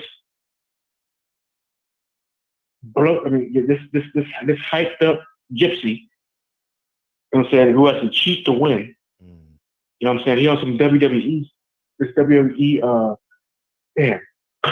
What was that WWE wrestler who wore a t-shirt said cheat to win? He died in the hotel room. What was his name? He was Mexican. I know you're talking about. Eddie Guerrero. Eddie Guerrero. Yeah. He on this Eddie Guerrero stuff. You might as well wear a t-shirt like Eddie Guerrero, say cheat to win. This is what Tyson Fury is on. This cheat to win, and Risto Suleiman should be his WWE manager, and go ahead and knock this dude off. And his first and his mandatory should be Povetkin, and go ahead and bust Povetkin's ass. And Dillian should have to fight Ortiz, because it's not fair that they cutting Ortiz out of all this stuff. That dude got to eat too, and that dude's a good fighter. He's a hell of a fighter. Ortiz is a hell of a fighter. Why? Yeah, he's better. He's better than Povetkin. He's better. He's a better fighter than Povetkin. I don't care nobody. Gold medal or not, he's better than Povetkin. Povetkin would not put up a good fight as Ortiz did in the first fight against Wilder. Povetkin would not put up that good a fight against Deontay. It won't come close. Now, this third fight with Wilder and Fury.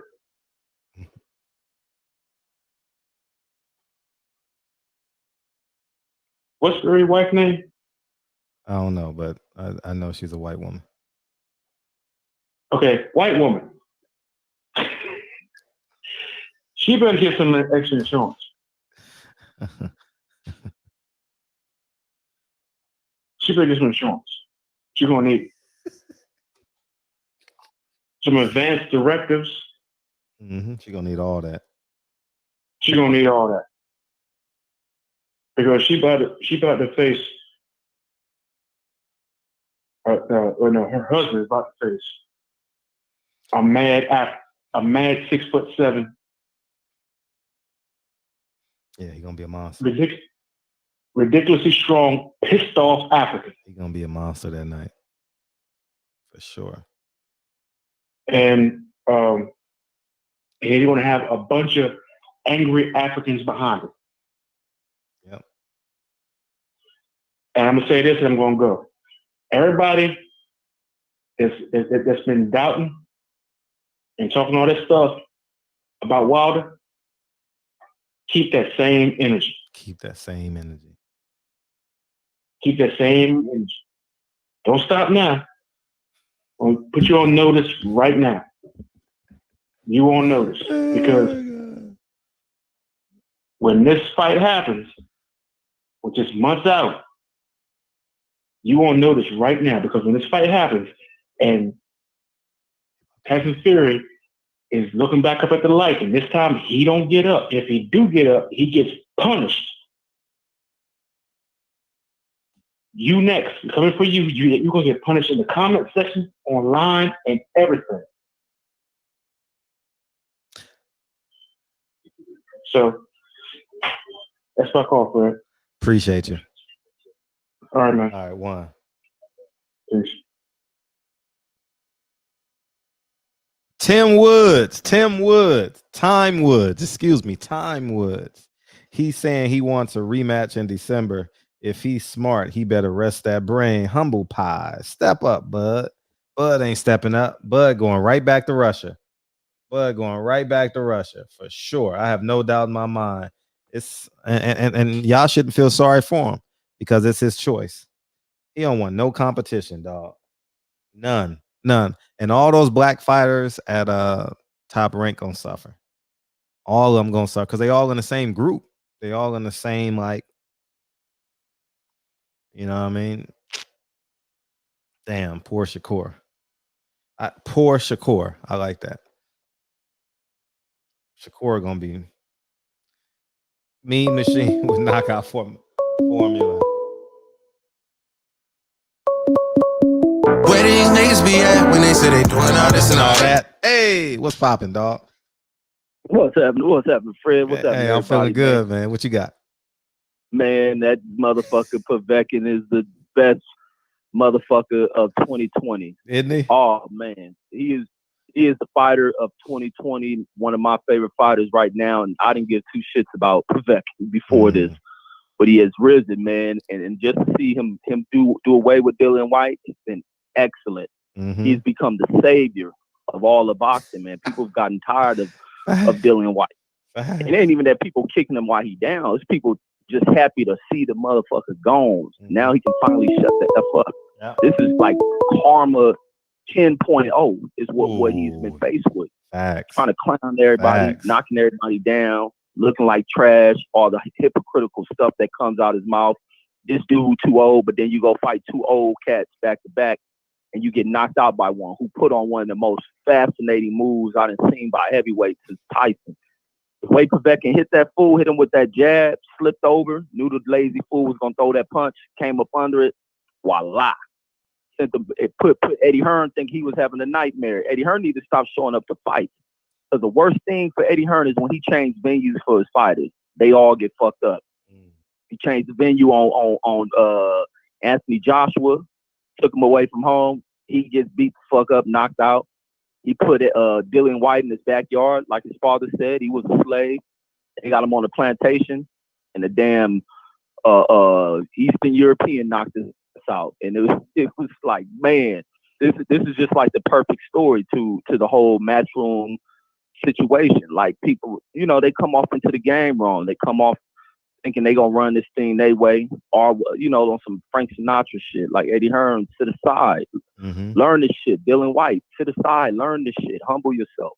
And then you see this fool going into this thing. This fool went in a fight, a fat camp. He ain't do no training. He looks slow as shit. 20 pounds under his last, the weight of his last fight. He looks slow as shit. The way he's throwing uppercuts to Povetkin, he's standing straight up. He can't even bend down. It's like he done did more damage. I'm thinking he gonna come in here looking much faster, more swift and fleet on his foot, and it just wasn't there.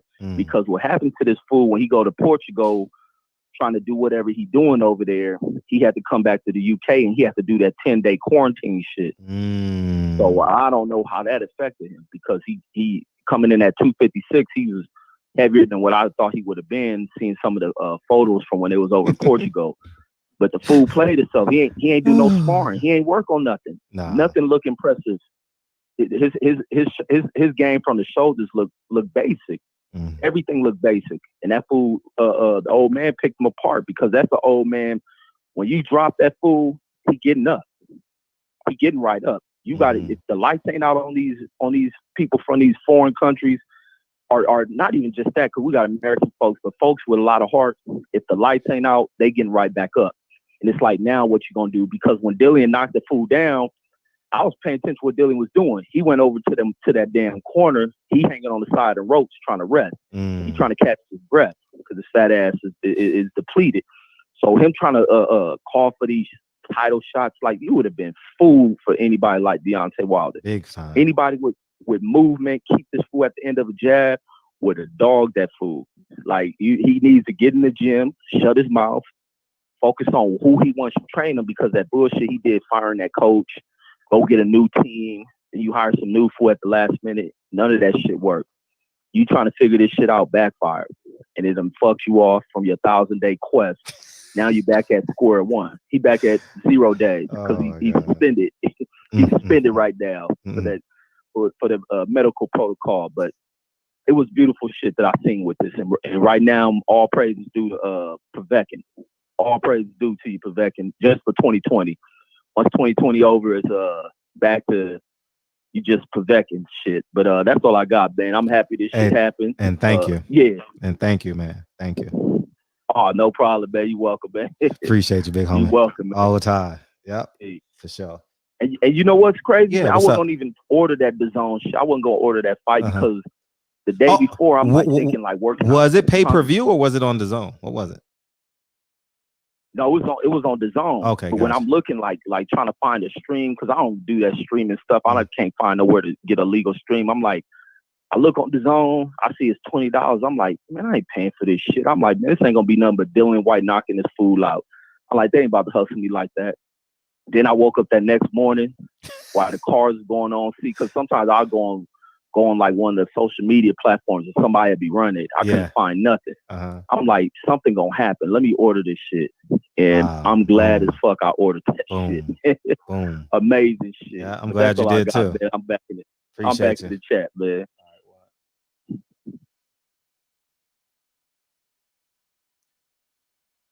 Yeah, I don't know about Jay Prince's side deal, but I mean,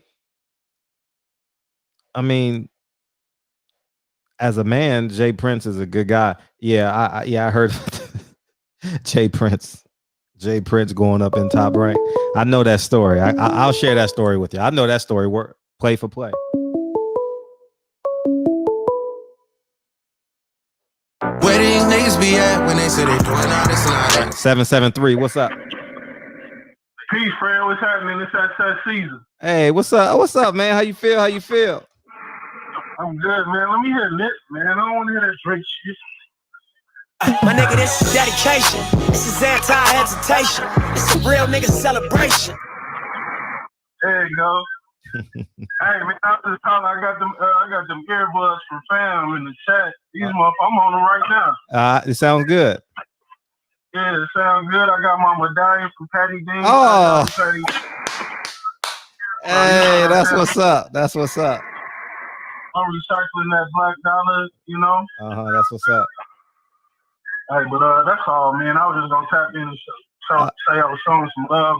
Happy birthday, Kobe, and I'm back in the Happy chat, birthday, man. Kobe, man. I already know DB gonna bring the house down with that one, so that shit picking up everything in your house. Everything. I lost my earbuds. It's crazy. I lost the Apple $250 for joints. Damn. This shit, these motherfuckers work the same, like, you know what I'm saying? Better. That shit. Everybody getting motherfuckers Christmas. Like, you know what I'm saying? Boom, there you go. That shit picking up everything in your house, dog. I don't know what you doing, but it's picking up everything. Hey, man, these motherfuckers the same as the Apple ones, bro. That's what's up. That's what's up. All right. I appreciate you, Caesar. Well, yep. Damn, that shit picked up everything. What was he moving? Paper? Fuck, cutting wood. What the fuck was that nigga doing? Whatever he was doing, them fucking earbuds picked up everything. Yeah, man. Make sure y'all go get the earbuds, man. All right, go get the earbuds, man, and that'll be a dope thing. You know what I mean? Support. Let's keep on recycling those dollars. And speaking of recycling, Jay-Z and Pharrell came to my neighborhood and did that. They shot that video in my neighborhood, and they did the premiere in Leimert Park. So I was there for about 45 minutes a night to an hour. And I watched them premiere their video. It was pretty dope, man. It was pretty dope. The community came out and supported them. There was a lot of energy. People performed and stuff like that. It was a great vibe. Oh yeah, that Jay Prince. Oh, so anyways, man. So Floyd had one or two. Bob Arum tells a story. I would not tell this story if Bob Arum hadn't told the story. So anyways, this shit is funny. So anyways, man, Bob Arum is Bob Arum and Jay Prince got a deal. But I think Jay Prince took him to Bob Arum or something like that, because Floyd had 2 fights or 1 fight left on his deal with Bob Arum, right? So they working out in a top-ranked gym. Hey, what did Jay-Z say? I'm really gonna say, what did Jay-Z say? So anyway, TB, what did Jay-Z say? So anyways, them motherfuckers said, hey, I need to holler at you, Floyd. Floyd was in, it was Roger Mayweather in the gym, Leonard Ellaby in the gym, another guy, and I think Corey Spinks was in the gym. No lie, I can't make this shit up. God is my witness, right? And so I forget the other guy that was in the gym. I know his name, but I got to get to it. And so Jay Prince comes in the gym and was like, Floyd was actually in the ring. He's like, I need to holler at you, dog. Floyd, what can Floyd do? Jay Prince says, I need to holler at you. If Jay Prince say he need to holler at you, yo ass, and hey, shit, hey. And so they took Floyd into the locker room. His boys goes out and get what they needed. Let's play 9 innings, right? They went to go play 9 innings. They went to the car so they can go play 9 innings. Roger Mayweather is on the apron. Oh my God, dog. This is embarrassing. Leonard Ellaby. And what's the other guy's name, dog? Fuck. Oh my gosh. Man. Shit got bad in that motherfucker. They stripped Leonard Ellaby bare ass naked. And that's the rest of the story. You know, they beat his ass. Blood was everywhere. Blood was all over the shit. And they closed the gym down for a day. Top Rank Bob Arum kicked everyone out the gym. And they closed the gym down for a day or something because they had to clean the gym up. True story. And yeah, I know what happened. Tried to get him out of some money. You don't fuck with him. And that's the story. You know what I mean? Leonard Ellaby had to go to the hospital. Roger Mayweather is on the apron. Is literally on the apron watching the shit. Roger Mayweather was sitting there on the apron watching the shit go down. You know what I mean? Yeah. Yeah, I heard a lot of stories about Jay Prince as it pertains to him protecting his community and shit. You know what I mean? Jay Prince does a great job protecting the city of Houston, man. A lot of things that we don't, not DeJuan Blank. It wasn't DeJuan, but it was an older guy. It wasn't DeJuan. I know the story, play for play. You know what I mean? Yeah. I mean, what can Leonard Ellaby do? I ain't mad at shit. What can he do? What can you do when Jay Prince and friends come into your office? What can you do? Shit, you better hope you have health insurance. That's all you can do. I ain't crossing no motherfucking Jay Prince now. And even if he makes a mistake in boxing, even if he wasn't with Al Heyman then, he was with Top Rank. Remember, he wasn't with Al Heyman. Even if he makes a mistake in the boxing ring, he's doing a great job in his neighborhood. You know what I mean? So I've heard, you know. So Yeah, Jay Prince is that dude, man, for real. So yeah, Bob Arum told the story on ESPN. So I'm just filling in the gaps. You know what I mean? And that's why, and that's another reason why you guys always hear me pay respects to Leonard Ellaby. I mean, for multiple reasons, man. I mean, he held Floyd down, dog. That nigga was loyal to Floyd. Loyal, man. Super loyal. You know what I mean? And you know what I mean? So that's why I inside of me, there's a piece of me that has a respect for Leonard Ellaby. Keep in mind, that nigga was holding water 12 years ago.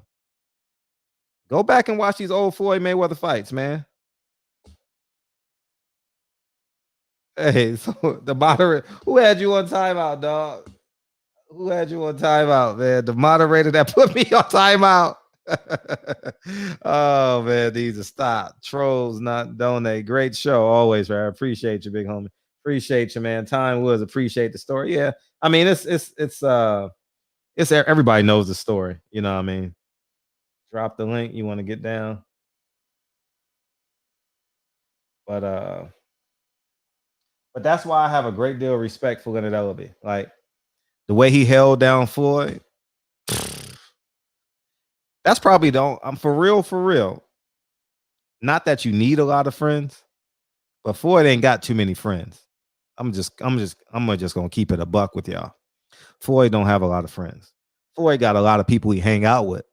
You know, I would say DeJuan Blank is his friend, Leonard Ellaby and P. Rilla. I would say those are like his true friends. Everyone else is I don't know of everyone else, you know. I actually would love to sit down with Jay Prince, man. That would be cool. That would be cool to sit down with Jay Prince. Maybe I get him on the show because Jay Prince kind of low key kind of fucks with me though. He respects my forwardness. I think. My nigga, this is dedication. This is anti-hesitation. It's a real nigga celebration. Hey, what's up? Yo, shout out to the barbershop. Shout out to Fred. Salute to Fred. And yeah, I mean, RP the Nip. And the real spitters out there, man. Mm-hmm.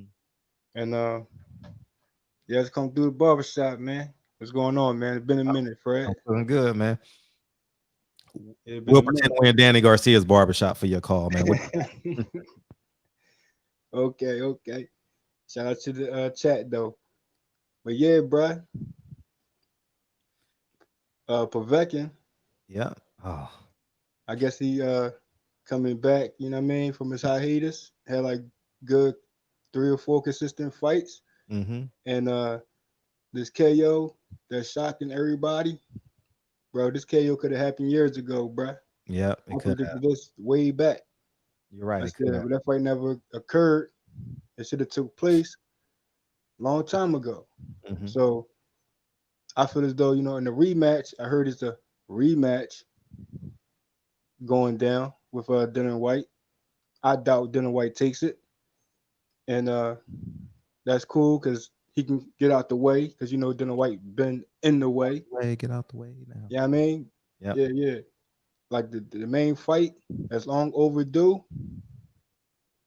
The Lion versus the King Kong, bruh. Povetkin versus Louis King Kong Ortiz. You feel me? Yeah, I like that. Now people go back, they go on to YouTube, type in Povetkin versus Ortiz? I'm in them comments, bruh. I've been saying this for years. That's the fight that needs to go down. Povetkin need to be re-ranked. You know what I mean? That's an epic fight. That's toe-to-toe, blow-for-blow type of fight. And neither one of them going to be on the back ropes. That's the exchanges. That's getting your chin tested. King Kong and T's combinations and Povetkin, you know, he calm, but he also a savage. And he also got combinations. I mean, I know he up in age, so it's equal playing field. You feel me? That's like a long overdue fight, like I said before. I like that. Mike Tyson came back. I'm like, hopefully Tua's in shape. Tua line hard. David Tua is lion-hearted. Get him in shape somewhat for this Mike Tyson fight. That's my fight. I ain't never seen Roy Jones and Mike Tyson. But hey, that's what's going down. That's what's been signed. But Mike Tyson and David Tua should have happened in the mid-90s. An epic showdown. They box rec damn near the same. That shit wouldn't have went 5 rounds. Bruh, that's an epic fight too. A fantasy fight become reality in our era. You know what I'm saying? Mike Tyson and David Tua. Somebody got to holler at David Tua to see what his thoughts on that. Reach out to him. Go back to Povetkin and Dillian Whyte. Garbage Dillian Whyte. Forget Dillian Whyte. We need the King Kong Ortiz fight with the White Lion Povetkin. Long overdue fight. And it got to be in the books of boxing, bro. They got history. I'm looking at fantasy fights that never occurred that was robbed from us boxing fans, bro. We need those fights to come back around. We can't just throw them fights to the side because they're not how you say it, the topic of discussion at the moment. The long overdue fights that gotta come back around. Now, another example, AB versus Keith. Long overdue fight. Had more history than the Bud situation. Keith wasn't worrying about no Bud. Keith was ducking AB before Spence. We need AB to stay where he at. He got redemptions at 147. He's built for 147. Why go down when you can redeem yourself in the Mikey fight, that Porter fight, get that Keith fight, and get yourself back in the mix, AB? Unless that's another fantasy fight, that's not going to happen. You feel me? Like, and then you got Khan and Pacquiao. Another fantasy fight that we didn't get. That should have happened before. Yeah. Pacquiao saying Khan name right now. That fight. Yeah, we definitely should have got that one. This COVID slowed everything down. Boxing is coming back. Great fights, great main event fights, great undercards. But let's not overlook these fights that should have happened, bro. Boxing coming back slowly, so give us those fights. Listen, AB and Keith lost to Pacquiao. Y'all shouldn't be calling no other names out but Keith and AB. That's what I'm saying. Now, what's your thoughts on that, bro? I always want to see the best fight the best. Always. You know what I mean? Always. I'm always a fan of the best fighting the best. You know what I mean? And especially all these fantasy fights that never happen, you know. Yeah, bro. Like that irks me more than anything, bro. That irks me more than robberies, bro. But, you know, and guess what? Povetkin win. Guess what comes back around? You know what I'm saying? Povetkin and Wilder. That could be a possibility. You're right. But he got to get past Ortiz first, or he got to get in the ring with Ruiz. Or you know what I'm saying? Like, Povetkin owes Wilder a fair one. I'm not letting him off the hook. You're right. You got to get in there with Wilder, Povetkin.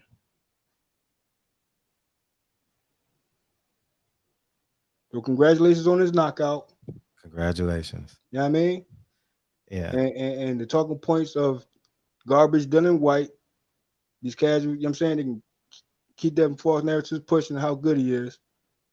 You know what I mean? And you know what? Dillian Whyte converts Big Baby Miller. How about that? How about that, though? Shout out to Fred. Appreciate the call, man. I wish I knew Danny Garcia real good, man. Listen, bro, it's all about a reach out. He got an interview with this other guy. Oh, it's coming out Tuesday, Monday or Tuesday. I wish I knew him. I believe it's Tuesday. I wish I could get him on. You know, I mean, I don't know Dan. I only know Danny well in person. I don't know him well. Yeah, I think I seen you in a situation where like you ask some questions and all that. Mm-hmm. I mean, you asking everybody questions, man. You Fred, man. You Fred, bro. I appreciate that, but I would love him to come in so you can have a conversation with him. You know what I mean? That's why this show is in existence. You know what I mean? I mean, I try everything to get him on. You know what I'm saying? But like I said, like, I mean, I'll get him. I'll get him at some point. I'm working on it now. I'm working not passively though. Like now that I got all the acts secure for till November. Yeah. You know what I mean? So so we're good. So we're And good. at the same time, we can try to reach out and get that Bud interview too. Oh, I get it. I'm never calling Bud. Just saying. Never. Just saying. Nah, never. Just saying. Never. No. You know what I mean? But look, shout out to the barber. Mac, but I don't want to interview Bud, man. All we gonna do, listen, all he gonna do is call me a nigga. I ain't shit. He ain't gonna answer none of my questions. I mean, yeah, I feel you, but at the same time, they nah, can't. next year it's gonna be a different Bud. Next year, Bud gonna need me. Trust me. I mean, watch. Just watch. It happens all the time. It happens. Remember, I covered the NBA. This happens all the time. It's like this. They go up like this, then they come down like this, and they realize, oh shit, I'm not as important as I think I am. Watch, I'm telling you. Fred. 33 this year, 32. Well, I don't know how old they're gonna be. Fred, though, the theme is everything's come back around. That's the thing. I know it does. Yeah. So you standing on your square. Oh, I have no you choice. Consistent with your the videos. I'm catching up right now. Thank you, Shout dog. out to Fred. Salute to Fred. Appreciate Shout out to the you. barbershop. Shout out to the shop. Facts though. That's my call, bro. I appreciate it, man. All the time, dog. We're gonna get Danny somehow, some way. We're gonna get Danny for you. All right. 100, bro. All right, peace.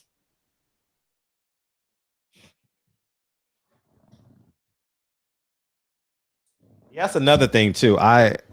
All y'all favorite fighters, when y'all come in, I don't forget shit. You know what I mean? Well, I do forget shit, but like the big things, like if we get Danny Garcia on, you're gonna be the first caller to call in. We ain't starting the show until you call in. You earned the right, just like Big Dog Willie and Dillian Whyte. You know what I mean?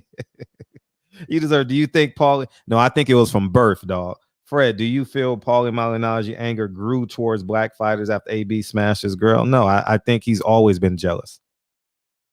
The more popular and the more money he received, the more he felt comfortable saying it. He's always been jealous of black athletes. Always. You know what I mean? Fred, you lying. Who my favorite fighter? Canelo's your favorite fighter. Right, Batman? Isn't Canelo your favorite fighter? We'll never have him on the show. Well, DB can translate. If I'm not lying, Canelo's your favorite fighter. Am I right? I know I'm right because I don't forget. I don't forget. Yeah, see, I don't forget shit y'all tell me. And if y'all in here every day, I can't help but remember. You know what I mean? AB versus Regis, man. We gotta give AB a win though. Can we get AB a win? You know what I mean? Then Earl Smith. We gonna get Earl. Earl gonna come in sooner or later. Earl gonna come in. I'm gonna call that nigga like Earl. They asking for your ass, nigga. I'll call him sometime in October. Yeah, so the concert series is looking awesome, man. We all booked up till November. You know what I mean? I put down all the deposits for all the acts. You know what I mean? We're in great standing. And it's just good. We're gonna rock out. We're gonna see how it goes for the first 2 months. And we're gonna tweak it as we go forward. So y'all gonna work with me on that. And we just gonna rock out with it, man. It's gonna be help. Call me now, DB. Call me now, DB. DB, you still in the chat, man. Call me now, brother. DB left. I don't see his name in the last 8 chats. In the Red Cash, something like that. You know what I mean? Okay, we gotta go KC first. What's up? My nigga, this is dedication. This is anti-hesitation. It's a real nigga celebration. What's poppin'? Oh, yo, this Fred. Yeah. So man, my son wanna cry. Man, I just want to give a shout out to you, man. Appreciate what you was doing, man. This Kansas City Mac. I know what's poppin', dog. Man, been listening to you for a long time. That's man. love, homie. Huh? I said that's love. Yeah, man. I got a lot to say, but a little time. Okay, take your time, man. But let's just stay on the topic. So, what was that Dillian Whyte? Yeah, man. They called him the Lycan, and he got to get knocked out. Yeah, facts. Yeah. But that man Wilder, he's gonna get his revenge. So maybe not this year, but maybe next year. Mm-hmm. Yeah, I gotta go. My little man's calling. I know this is my first time calling, but he crying. I appreciate y'all, man. I know you. I know you done wind it down. I appreciate you. Thanks for calling in. Nah, actually, I had just got up, but yeah, appreciate it, man. All right, all Shout the out time. to the check.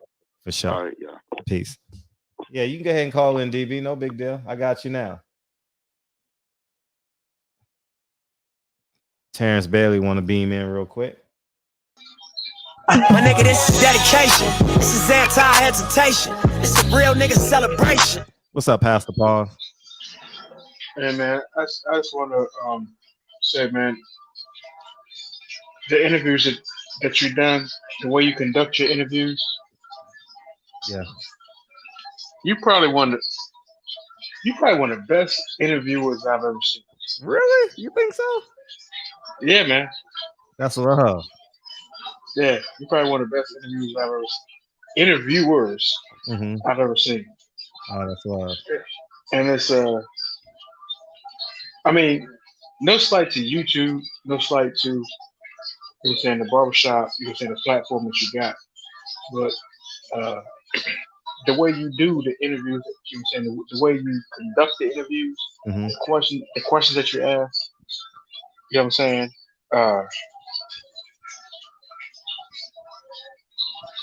You should have a show. We do have a show. I mean, you know what I mean. I know what you're saying. A bigger platform, you should say. But we're gonna grow this one. We're gonna grow this one with you've been a great asset. Well, without you, I am not who I am. I am not who you say I am without you. Yeah, well, I mean, these so-called quote unquote, and I gotta put quotes in the air quotes, DB. Yeah, I gotta do the air quotes. You know what I'm saying? Like Austin Power, lasers. You know what I'm saying? I gotta do that. You gotta do that. There you go, dog. You dated me. You know what I mean? With these black platforms. They sound like R2D2 in the back. What the fuck is that? Man, let me get this one, man. This nigga sound like R2D2. This nigga about to go. I'm like, nigga, I'm about to go fight. Who am I? Darth Vader, nigga? I'm about to go fight the Sith. Oh man, that nigga sounded like R2D2 like a motherfucker there. So that did sound like R2D2 though. I ain't gonna lie to you. But these platforms on the mainstream that, you know what I'm saying, always like going after these people that, you know what I'm saying, that have no connection to our people or you know, anything. They're like they fresh out of some university or some college or something like that. They have no following or no anything. They get their following or everything by getting on TV and spewing some BS versus, you know what I'm saying, like what you do, or like, you know what I'm saying, like what Blue Blood do, or you know what I'm saying, like the other guys in the LBBC. When like Diddy could have got all you guys on his platform. Good point. You know what I'm saying? Yeah. And I said something, and I sent a message saying the same thing. I'm like, all these guys that are over there, you know what I'm saying, promoting Black excellence, and you ain't reached out to none of them. You know, but you would tell Nick Cannon to come to your platform. You know, I had a conversation with Professor Griff about Nick Cannon. I'm like, you know, people ask me about Nick Cannon. I'm like, I don't know that cat. I'm not gonna give a response with what Griff said about that. But I said, I'm not answering any questions about Nick Cannon because I don't know the nigga. So I'm not gonna get no responses. You have to ask Griff what he said about that. I'm not gonna answer that question. But I'm like, you got all these, especially in the LDBC. You got Fred, you got Blue, you got Fanon, you got all these articulate brothers that Diddy could be using on this platform. On the sports broadcasting part, given an African American perspective on the sports scene for African American men and women. You got a phone call, Fred? Mm-mm. I didn't think so. I know you didn't. That's why I said something to him. But these cats they be all talk. Oh, I'm about my people. I'm about my people. And you see him on the Democratic platform saying, vote for this person, vote for that person. Why? Why can I listen to you? Why should I listen to you?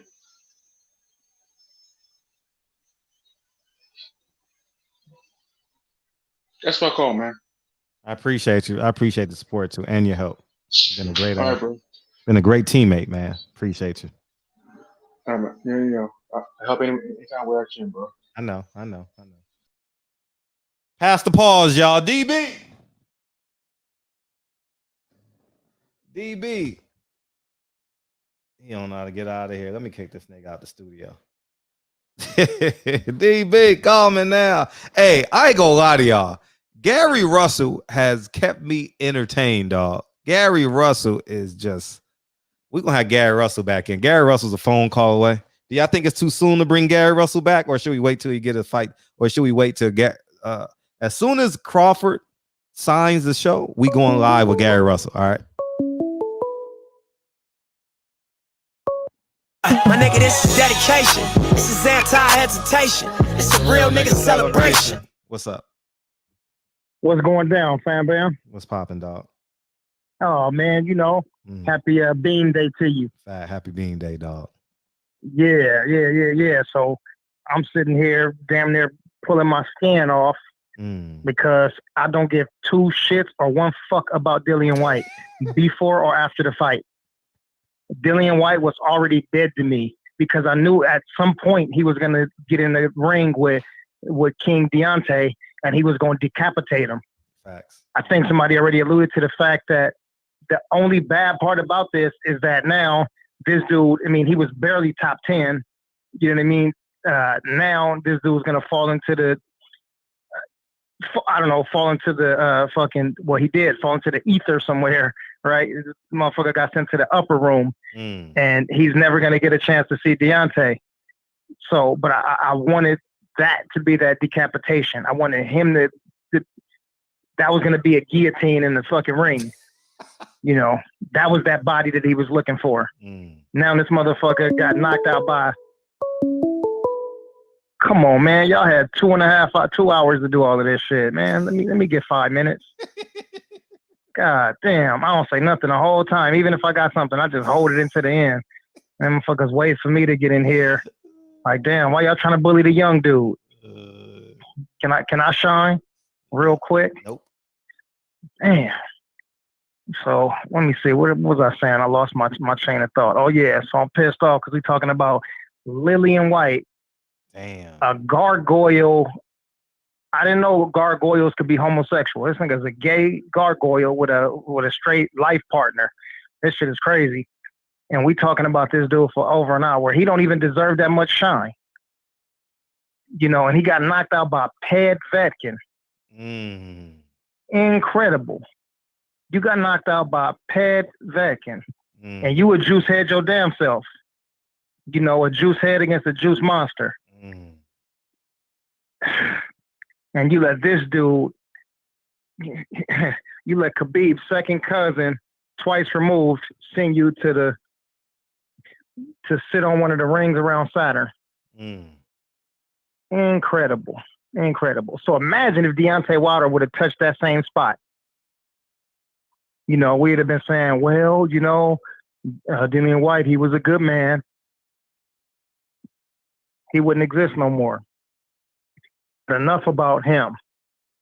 Today is 8/23. Today is Kobe Bean Bryant Day. The greatest Laker of all time, the greatest basketball player, the most creative dude, the most offensive weapon that the game has ever seen. You know what I'm saying? The most influential dude in the history of the game. The Nipsey Hussle of basketball changed the way that we look at the game. Before and after his demise.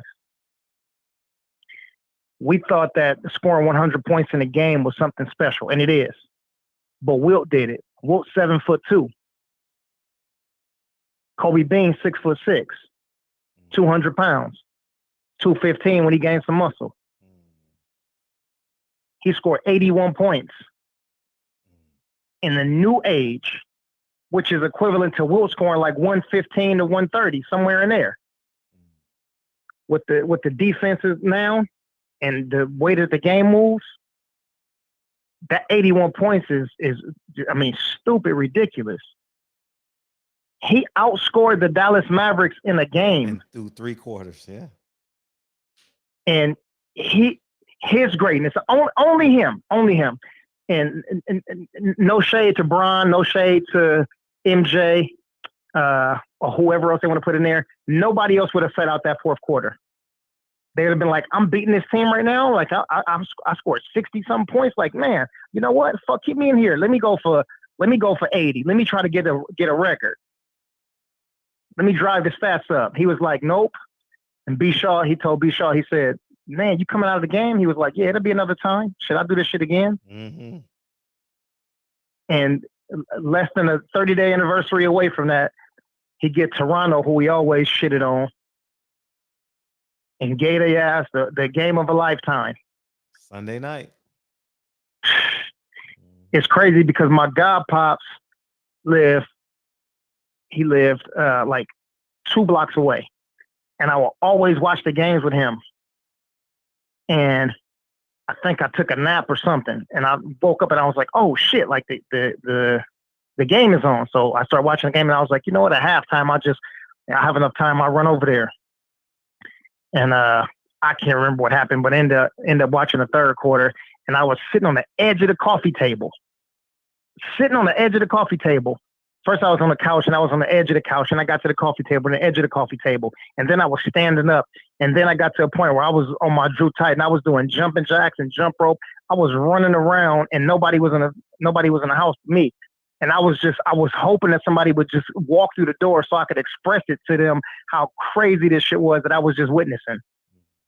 And I already knew it was going to be something. I didn't know how big it was going to be, but I knew it was going to be big, something that we was going to be talking about for a long time. And the only thing that I wanted him to do was to get the Laker record by beating Elgin Baylor, who had 71 points. And I was like, all I want Kobe to do is just to get 72, 73, and I'm happy. I'm good. Right? That solidifies him as the greatest Laker, and da-da-da. And then he fucking kept going. And I was like, oh, I'm losing my fucking mind. Like, this dude is,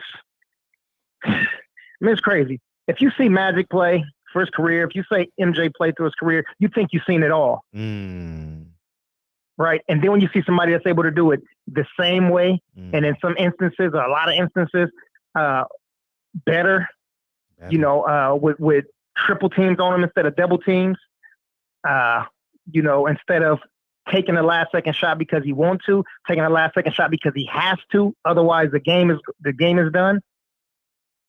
When you leaning back and you halfway out of bounds or halfway coming across court and you got to launch that shit up. That's different. Mike had the ball and he was looking up at the clock and he was 10, 9, 8, while his eyes looking at the shot clock.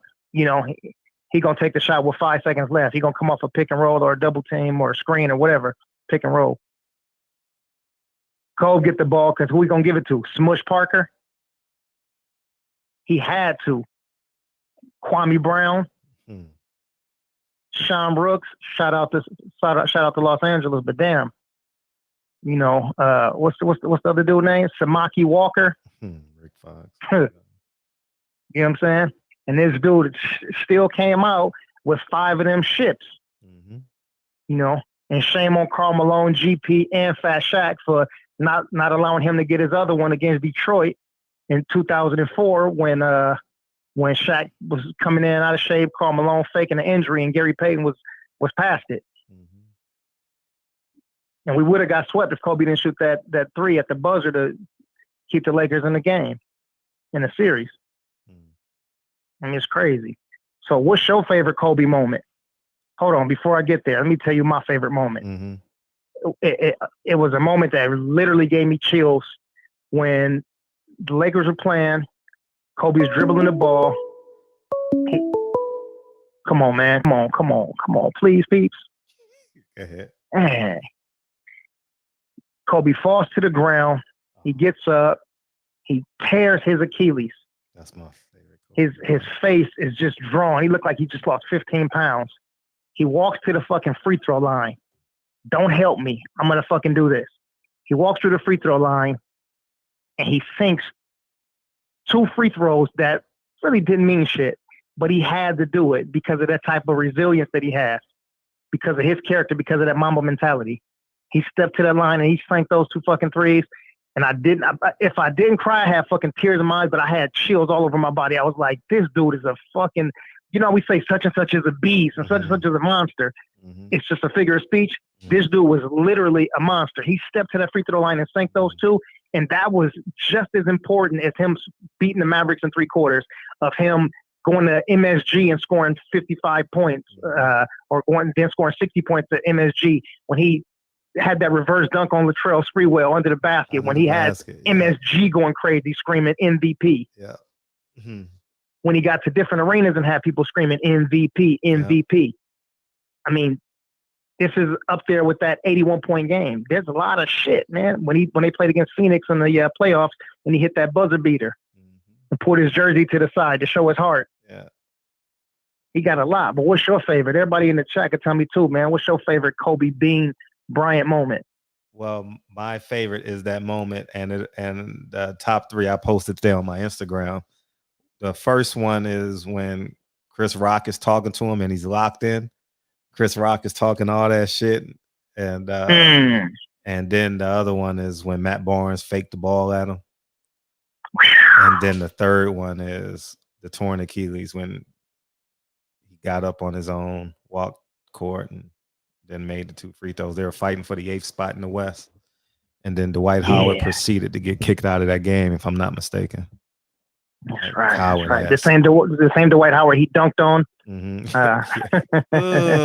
And swung on him in Orlando, slung on him and shit. Yeah.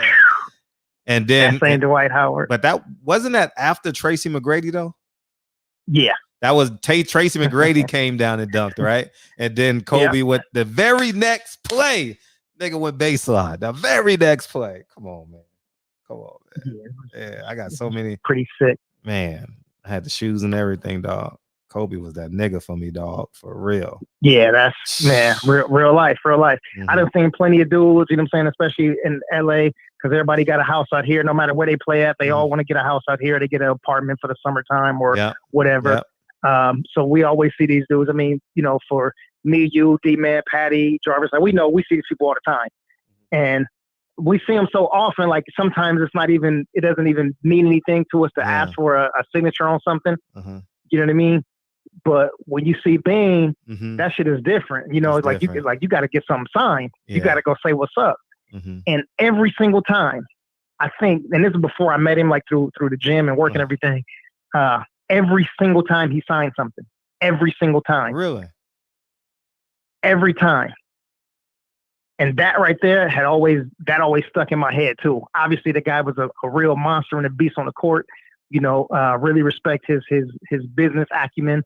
But having that happen too, I couldn't listen to nobody tell me that he was an asshole or something like that. You know what I'm saying? Or that he was selfish or cocky. I couldn't listen to that shit because they wouldn't understand. Like, motherfucker, I'm in LA. I'm at the Beverly Center. I'm at the Fox Hills Mall, which y'all call it now. What these weirdos call it Fox Hills Mall now? West. Somebody tell me West Hills, I might slap them. You know what I'm saying? But that type of shit, we see these people all of the time. And I I've seen all of the dudes from the past. You know what I'm saying? Like I can't even think. I don't even want to name all of the dudes, but all of the Jason Kidds, the Gary Paytons, blah blah blah, Paul Pierce, all of those dudes. Like Kobe was that dude. He was that dude. I can't see the chat. Hold on one second. Let me see what the chat's saying. Yeah, they favorite Kobe moments. Or how about when that woman lied on him, and a nigga went out 9 for the whole month of February. He averaged 40 points. Nigga mindset was just stupid, dog. Nigga mindset was just dumb. Mindset. We was just on a whole nother fucking level, man, with the mindset. Or how about go ahead. I'm gonna tell you guys on that same subject though. I don't mean to cut you off, but when he stopped scoring 40 points, do you remember why he stopped scoring 40 points? It was against Utah. No, tell me. He said because he can continue to do it, but it seems like the focus was getting away from the team and the focus was on him, and Shaq was getting upset, so he didn't want to continue to have that sort of dissension. So I think that game he scored 36 or 38, but somewhere in there. Oh, okay, right. You know what I'm saying? So this dude would still been scoring fucking 40 points a game till right now. Or how about when you guys got to Google this story? He had a morning workout or something for the Olympic team. It's an article on Sports Illustrated or ESPN.com. And I think it was Carmelo Anthony or somebody on the Olympic team, and they went to go work out.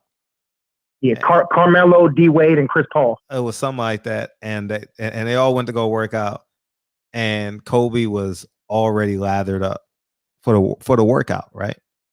And then everybody left. That nigga Kobe stayed, and he was still soaked for practice. You know what I mean? That's like his motherfucking, his engine, his desire was just fucking. Read the story because it's fucking amazing. Google that story. It's gonna blow your mind. It's gonna blow your mind when you.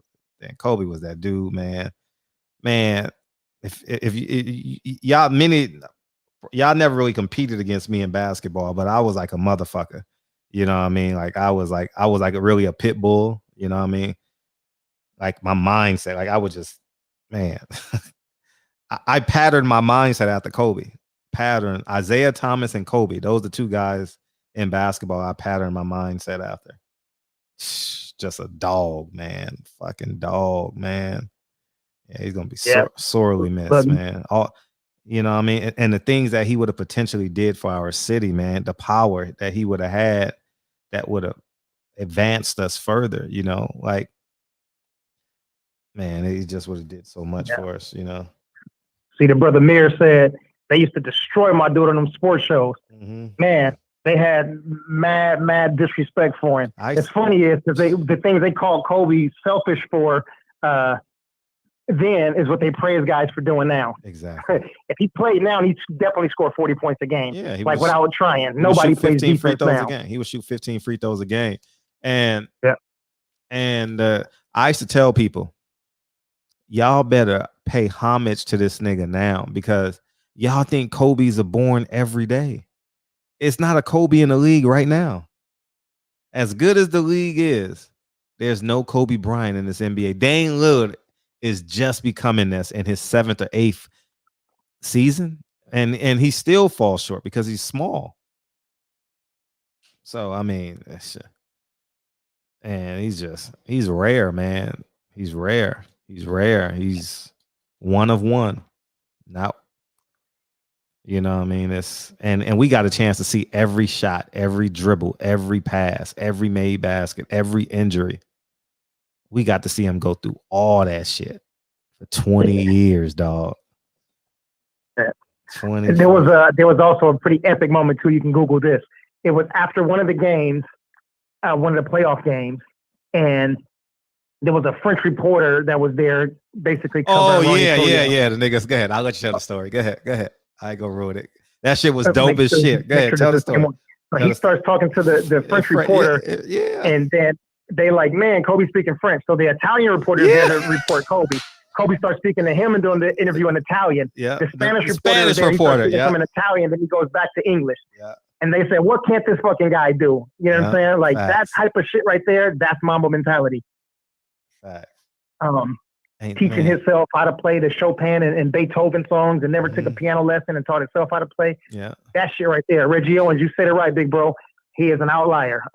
10,000 hours and beyond. Wow. Yeah, he is definitely a Malcolm Gladwell child for sure. Yeah, man. And those you ain't read Outliers, man, go read that. Please go read that book. Please go read Outliers, man. It's gonna have you thinking on another level in terms of like where you were at before you started the book. And yeah, man, it's yeah, he was definitely an outlier. He's gonna be sorely missed, man, because that $500 million, although Vanessa's gonna do some great things with it, it's not Kobe Bryant, you know what I mean? And he would have been a great resource for the city of Los Angeles and just the world. You know, it's just, yeah, it's sorely missed, man. Yeah, man, it was rough this morning for me, man, because it's rough. It's just rough, man. Kobe meant everything to me, y'all. Like, in terms of, man, everything. That nigga just was special to me, dog. Like, dog. Sheesh. Oh, you don't even know the half of it, Fredro. Yeah. Man. I knew every night, no matter how bad your day was going, nigga. Kobe, 7:45, nigga. 7:45. 7:45.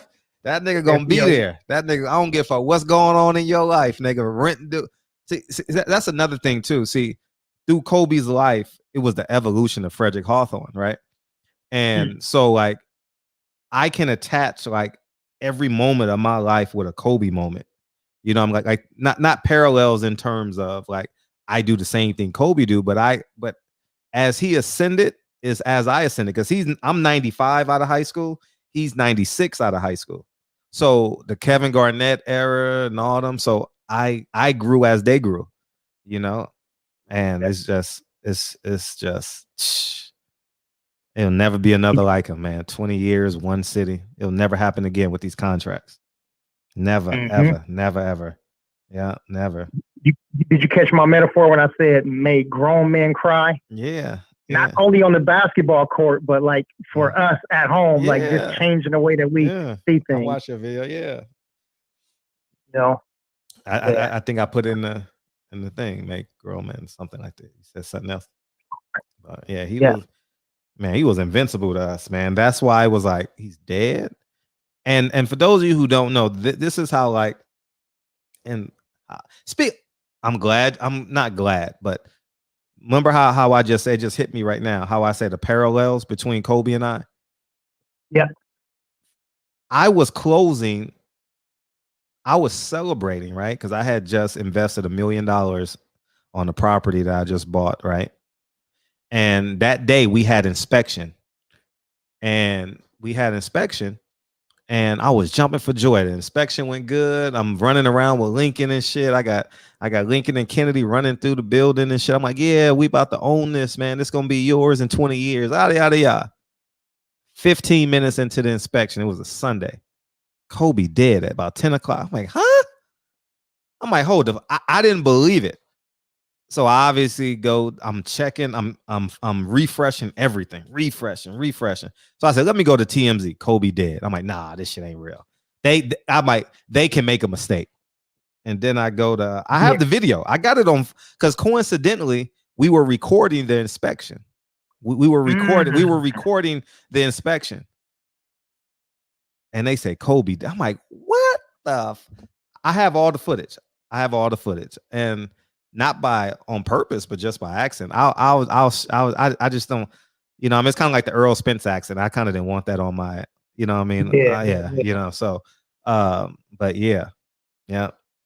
It's, and then the Lincoln, who doesn't understand death fully, he knows when people die, they go to heaven. So he thinks heaven is a happy place. And so he's like, Kobe died. And how he remembers the new building is whenever we go together, he says, oh, we going to the building where we found out Kobe died. I'm like, oh. You know what I mean? That's it. That's how he remembers the building. So that's all. I'm going to name that building Kobe. Like, you know what I mean? I'm going to name it Kobe. You know, I'm a redo do like a brick of what do you call that? Concrete. I'm gonna name it Kobe. You know what I mean? At some point. But yeah, man, it's man, you have no idea what Kobe meant to me, dog.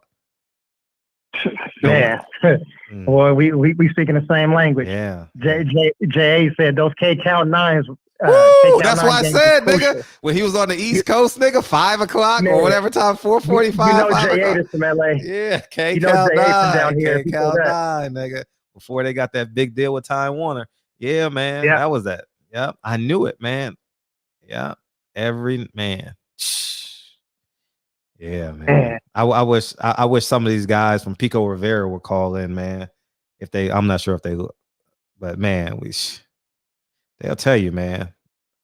Man, y'all have no idea. If y'all only knew, man. Kobe was that nigga in real life, like just invincible. That's why I was like, Kobe can't die like that. He's invincible. Here's a 42-year-old man. This was January 26th, something like that. Of a 42-year-old man like me. Kobe's invincible. What are you talking about? He's dead. Hell nah. A plane, a helicopter. He ain't gonna die in no helicopter crash. Get the fuck out of here. He's invincible. Hey, come on. He's been taking this helicopter for 20 years or so. Yeah. Yeah, G Brown, still can't believe it, bro. Nah, I couldn't believe it today. I couldn't believe it, man. Oh, nah. See, and shout out to Gigi too, you know. But here's the catch. See, if you're an Angelino like me, like I'm a contemporary Angelino. So like this whole like 10 days, 8 days is gonna be rough for me forever to the day I die. Like, you know what I mean? Like you got Nip's birthday and then Kobe, and then it's just gonna be, I mean, how do you take the greatest rapper in LA and the greatest basketball player? How do you do that shit, God? Like, I don't know. Pat, don't call in Pastor Usher Deacon. Don't call it. I'm not asking for an answer tonight. But I'm just saying, like, it don't make sense to me. It don't make sense at all. Nothing in me understands it. I don't care what you say. Nothing in me understands. Nipsey was my favorite rapper. Kobe's my favorite basketball player. In terms of real life, not in terms of like just lyrics and shit. Like, you know, not in terms of just, oh, he nigga can put the basketball through the hoop. I'm talking about just as a whole person, you know, they were my favorites. Funny what Reggie Owens said. Reggie said, the first time I ate at an Asian restaurant and saw Kobe's steak on the menu, I thought it was named after Kobe Bryant. I was like, damn, Kobe is global. Yeah. That's funny as shit. And I heard a lot of people say that like over the years. Mm-hmm. You know what I'm saying? Like, damn, this steak, these people named the steak after Kobe. That's and crazy. it's, you know, it's like the prime cut, right? Or whatever the hell y'all animal killers call it. You know what I'm saying? But like, facts, man. Yeah, that's what a lot of people thought. And the things he did, like he went to Germany to get the surgery, to get the platelets in his knee and all that shit. Man, he just gave his whole body, man. It's just awful, man. I never had a conversation with Kobe. I've been in the same room with him, but I've never had the opportunity to have a conversation with him. You know, so you know, never spoke to him. Never spoke to him. Yeah, man. People talk about like this COVID coronavirus shit, man. I could give two shits or one fuck about this. Nip and Kobe, and in that such a short time, man, like I done seen plenty of shit, you know what I'm saying? Like plenty of dudes, you know what I'm saying? Like I'm from the streets of South Central LA, so shit, death, you know, like Pac said, I see death around the corner. I always figured I was gonna get shot or seeing somebody getting dumped on. You know, Reggie always talking about seeing his best friend as a youngster get killed. Jarvis has seen this shit on our block. Like, man, this shit it's always happening. You know what I'm saying? Like we always see and hear death, but then to hear Nip and Kobe. And in that short time, man, that shit hurt my whole soul. 10 months apart, dog. And now we got to celebrate them 8 days apart. 23 and 15, 8 days apart forever to the day you die. That's not fair. Like, ain't nothing in that fair. Nothing in that. Nothing in that shit is fair to me. You know, maybe people find solace in hallelujah, thank you, Jesus, and that's okay. And I'm glad you find solace in that. But I'm a very pragmatic person. And I don't think that's fair. Like, I don't think God should do that to one city. You know, like I just don't get it. I don't get it. For me, it don't make sense. You know what I mean? Yeah. So yeah, I enjoyed that interview. It was so natural, right? With Yeah, that was good because they both knew him, Mhm. Matt Barnes and Steven Jackson. They Mhm. knew him. You know what I'm saying? They both played with him. You know, they both live in LA. You know now, and Yeah. looked up to him and Yeah. everything. And Mhm. yeah, it was a really organic moment. Mhm. They were journalists and fans at the same time, and Yeah. also family to him. Yeah. So it was a different dynamic from all the other interviews that he's had. Yeah, you could totally tell. Nigga, when the You know. motherfucking when the whole world goes dark for your ass. I mean, like the whole world went dark for Kobe. I mean, it was just unreal, dog, for it to be taken from us like that. I didn't see. I understand. I can see Tupac's death and understand it, but I was just a fan then. I wasn't a man yet. You know what I mean? That was 96, September right. 96, whatever it was. I don't know his birthdays. When he passed, September 96? Or his birthday is September? No, his birthday is in June. June. So yeah, so it was September when he passed, right? Yeah. Yeah. And then Pac, and Biggie that spring, I was still a boy. Like I didn't have no understood of manhood. But Pac, Nip and what you call it? Yeah, Cole. See, Michael Jackson didn't really hit me. Not like Nip hit me way harder than Michael. For me. Yeah, Like, it hit me. Mike is a global icon. Mike is everything to us from the time that we're born. But Mike was sick for a long time, so it was, it wasn't so sudden. You know what I'm saying? Because of his sickness. But there was nothing wrong with Cole. There was nothing wrong with Nip. These dudes were in the prime of their life, prime of their careers. Yeah, you know what I mean? Yeah. And inspirational to their business and family men and like just everything, you know what I'm saying? And they were inspiring like all of the people that like us, all of these people, that are between 25 and 55 in the barbershop, you know what I'm saying? Like we saw the evolution of these human beings, and for them to go like so suddenly, yeah, it was crazy. Hotep Shalom, shit, I feel the same way. If I listen to this long enough, like shit, I'll be shedding tears too. Believe that, and I done already did so many shit. I got dry eyes now. I cry so much, dog. Y'all have no idea how much I cry. Drea tell you, dog. Like she be like, we know how much you cry, Fred. Ask Reggie Owens. We know how much you cry. Reggie, like Fred, don't start that crying shit. God. No, I'm not gonna cry tonight because I cried all morning, dog. Like all morning, dog. I just don't understand it. I don't know if y'all like, and there's no answer for it. So that's why it bothers me, because there's no answer that no human being can give me. None whatsoever. You can't justify this shit to me. A motherfucker that been flying helicopters says, you know what? I'm going to fly through this fire. What do you mean you're going to fly through this shit? Huh? Wait 15 minutes or circle? What are you doing? Like, I don't grasp that. And shout out to Caesar too. Caesar put me on to that shit 2 or 3 Fridays ago. I read that I listened to that grand jury testimony. Jade just said something in the, oh man, you listen to that shit, man. You're gonna be air punching. For nothing. Nothing. Literally nothing. He treated his woman like she's supposed to be treated. Come here, Queen. You want to take a picture with me? No problem, babe. Come on here. Yeah. Come on, man. It don't make sense, dog. None of this shit makes sense. None of this makes sense to me.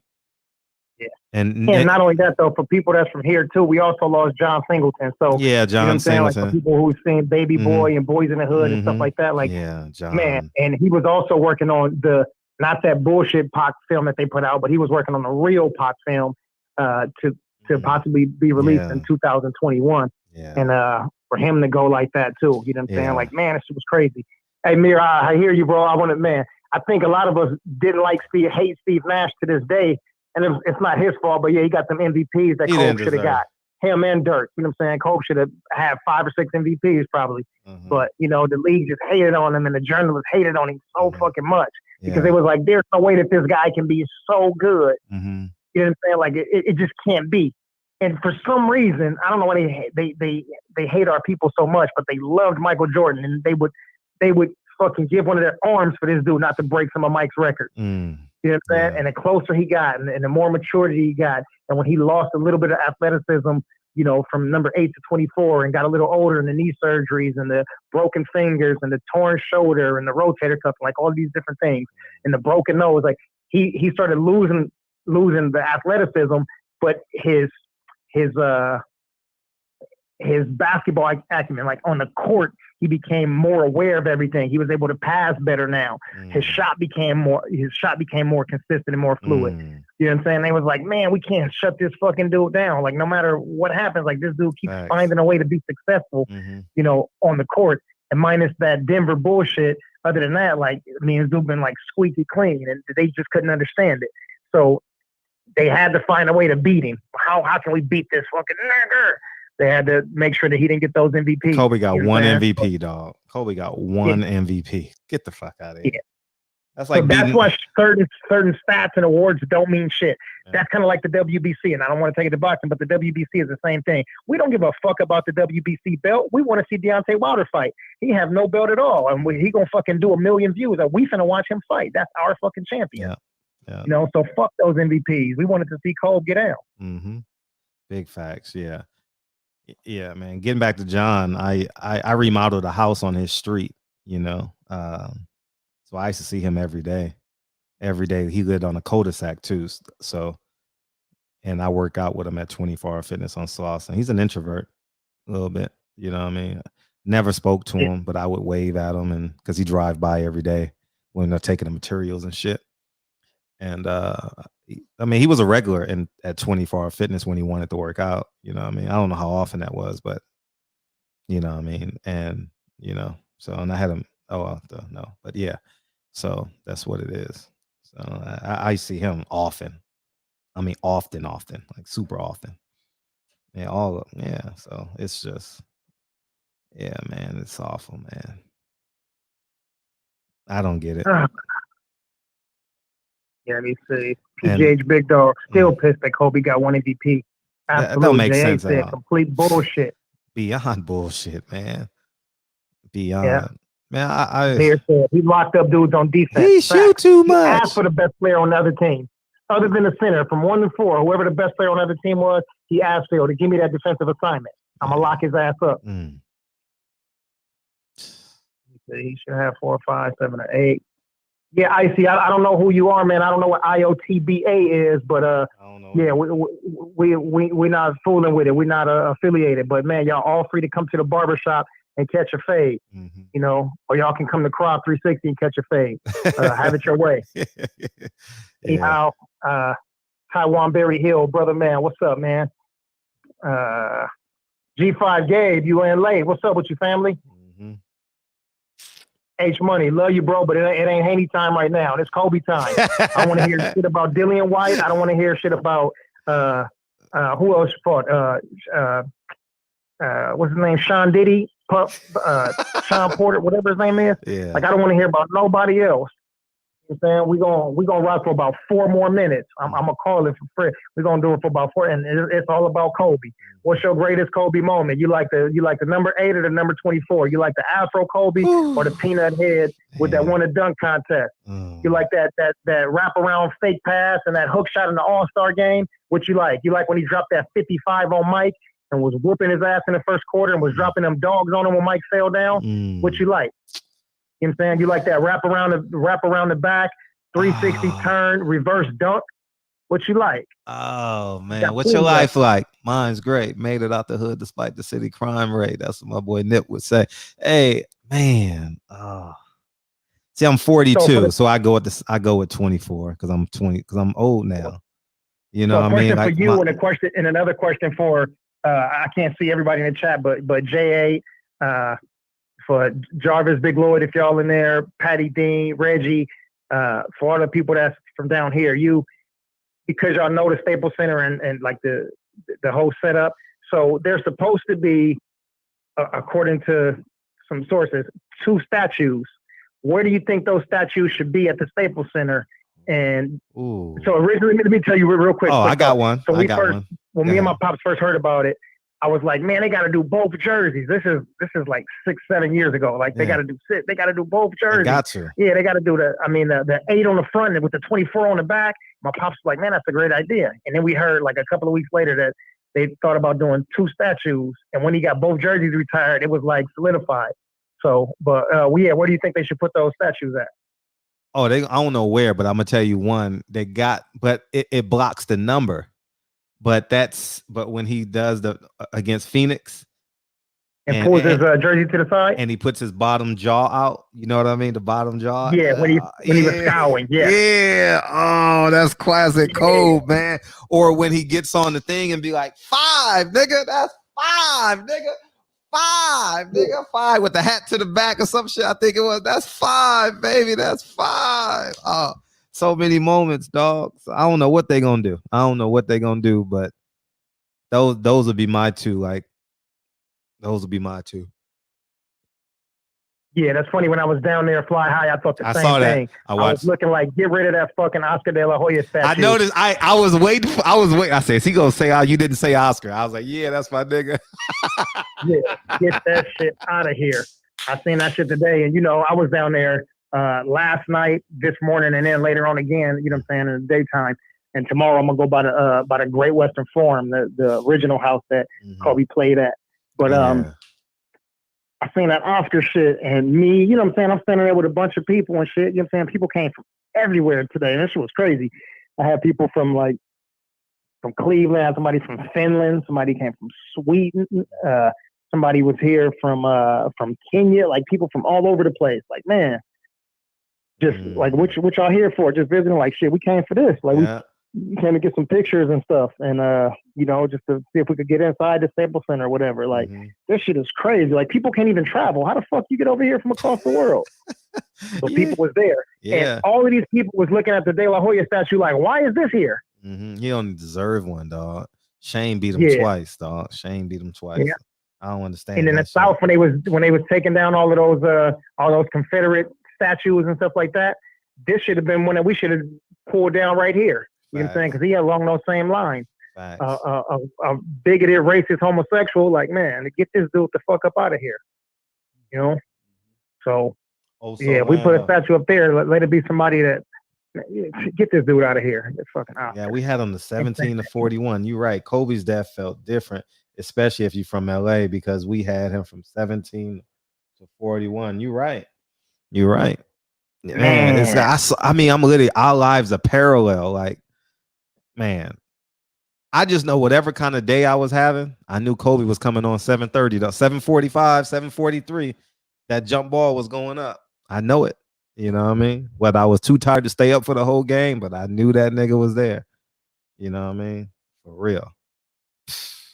Man. Yeah, DOG 215. Yeah, I had to roll by, man. You know what I'm saying? And if y'all look at any of my videos too, with that, like there's certain songs. Fabulous got a song dedicated to Kobe. Lil Wayne got a song dedicated to Kobe. A couple other people. So in the videos, I put those songs on there too. You know what I'm saying? But shout out to all the people too that's been stopping by my shit, man, by my channel and saying what's up and showing love on the videos. Mir, Dave, Jack, Box Fans, the Sweet Science Examiner, Lonnie DiCarlo, my cousin, D-Man Jr., 88 Sports Talk, and you know what I'm saying, Phil J508. They from LA, so I expect that from them. You know, Condo Sammy Hassan, Lil Bro, Tone Brown, OG Eric in St. Louis always coming through. Big Lloyd, of course. PJ's Big Dog. Like, yeah, a lot of people have been let's stay consistent coming through the channel, man, and showing love. You know what I'm saying? It ain't big, and I know I see some of these dudes on the other channels, and they say what's up and salute and fuck with me that way, but shit, none of my videos don't be like 30 or 40 minute videos, so it's easy just to come slide through, get a little slice of that Los Angeles pie, you know what I'm saying, put it in your system and keep moving, you know what I'm saying? And I do that purposely, you know what I'm saying? Later on, we'll get into some longer shit, but right now, just like a bunch of little teasers and just enough to fucking, what they say when we play football, enough to wet your whistle. Wet your whistle, yeah. Terrence Bailey said, let's see how long it takes to get a statue of Kobe in Philly. Man, he's gonna get one. You never know. He gotta get one. Gotta get one. Kobe's Kobe. Like, it's like retiring Jackie Robinson's jersey. Like, Kobe is, I mean, Kobe sold out everywhere he went, man. When he did that Grammy trip, you know what I mean? When they went back east, shit. Every year they did that Grammy trip. 7 games, whatever it was. 10 days, 2 weeks, 7 games, whatever it was. Yeah. Yeah. Yeah. Yeah, Jay Dixon, they retired both of those numbers, number 8 and number 24. So now we just need a statue for number 8 and number 24. That's gonna be crazy. But both of those jerseys are retired, along with 22, 32, 44, you know what I'm saying, and the rest of them. So how special is that? Yeah. He gets his own day though, forever. 8/24 will be Kobe's day forever.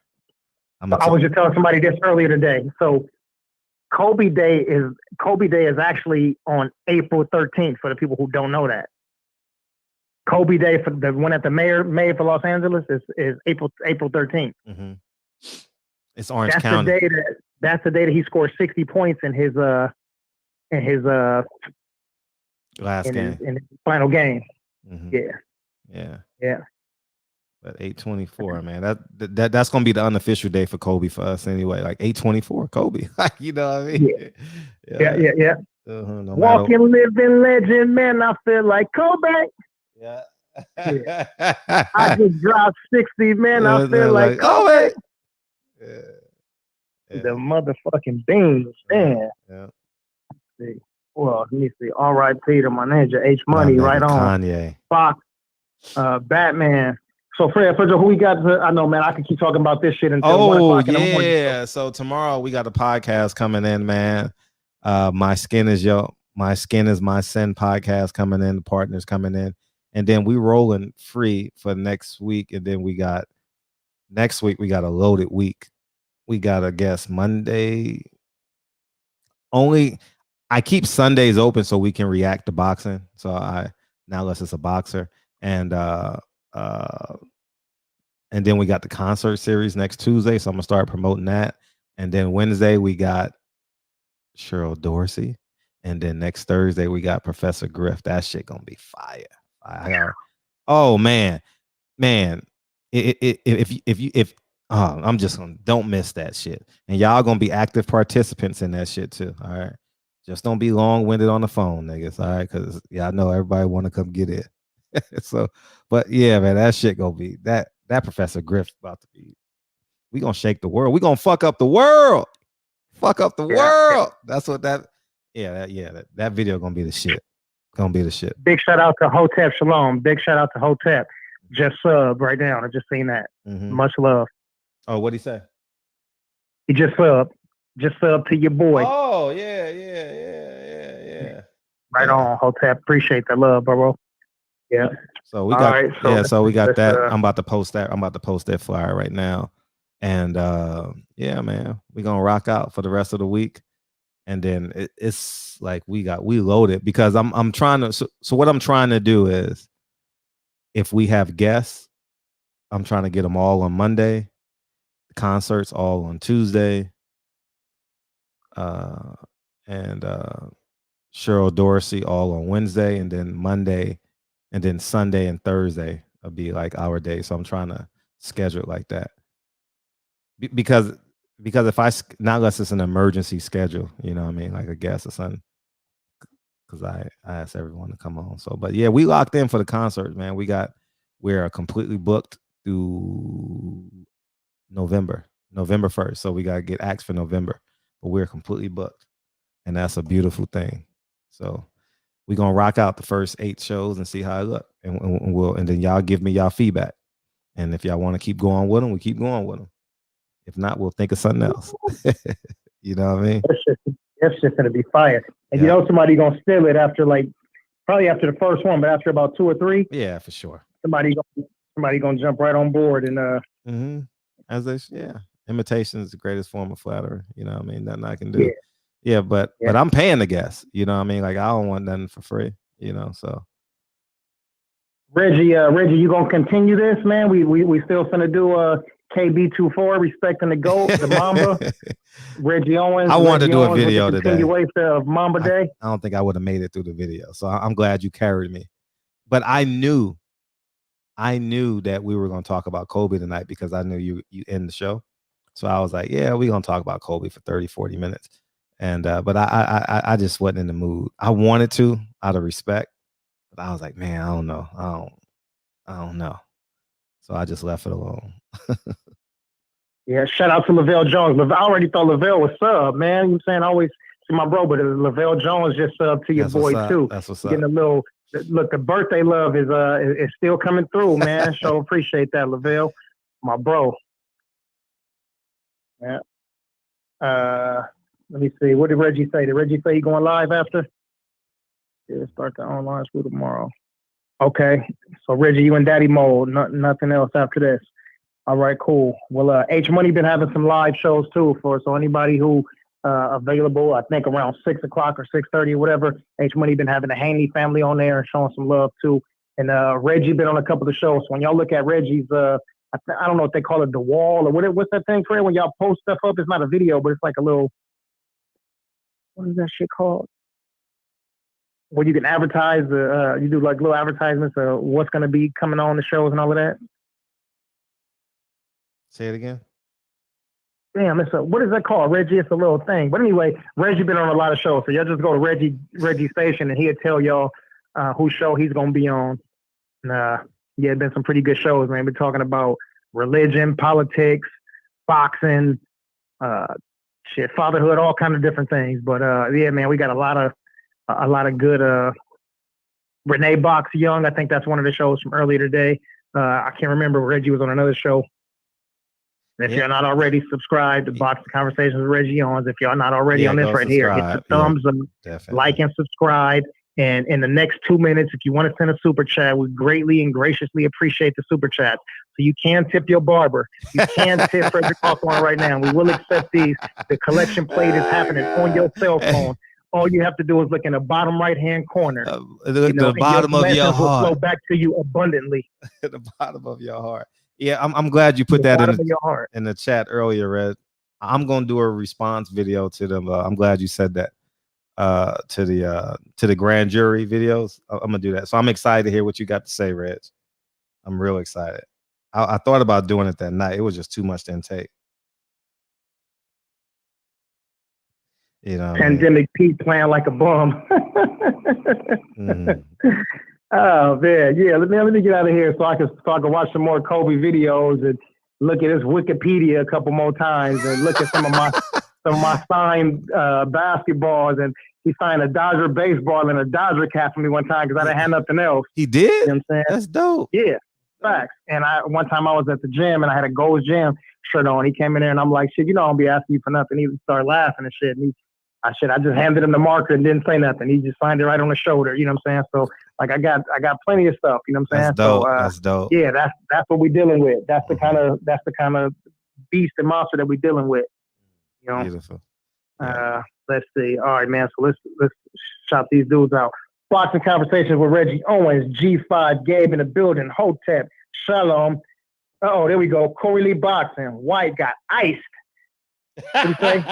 Ice season, baby. Hey, Corey. Hey, if you guys ever want to do cardio and go to a boxing match at the same time, go with Corey Lee. He's gonna park 2 miles from the venue, and you guys won't have to walk, jog. What a night we had, and what a night we had that night, dog. Oh, you talk about fun, man. I had some Corey Lee. I always have a great time when I see you, man. It's a couple times a year. And I'm looking forward to the next occasion, man, for sure. All right. Appreciate you, Corey Lee, for sure. Got mad love for you. Yeah. If anybody want to troll somebody, all you got to do is say something bad about Bud Crawford, and my brother Fly High is going to jump all over your head. And he's going to be on you for the rest of the chat. Peace out to my brother Fly High in here. Batman Boxing Talk. The Canelo. I was born ready. Batman Boxing Talk. Lavelle Jones, new sub, my brother. Philly to the UK, DOG 215. What's we got in there? Real rap. My brother in Wakanda, aka the East to North Oakland, Kiddo, Mir, what's up? H Money in the building. Yeah, you do be looking for that Bud smoke. Well, I'm gonna go run so I can get ready for Bud. I'm gonna go run right now and shit. And right on. Yeah, do that shit. Man. JA, box fans, Compton in the house. Compton's in the house. Terrence Bailey Sr., appreciate you. The MVP. The pauses are long. Sometimes we got Z's in our eyes and we count sheep, but we love you for putting us to sleep. At the end of the day, Big Brother Terrence Bailey Sr. Salute to the Reverend Deacon, Part 3. Part 3. You said Part 3, nigga. Part How 3. we go? We got to make it through Part 1 and Part 2 first, nigga. And Triple OG wasn't in the chat tonight, so we gotta check on him, man. These old niggas, man. We gotta check on these niggas. If these niggas gone for 2 days in a row, we gotta make a motherfucker. Triple OG was here.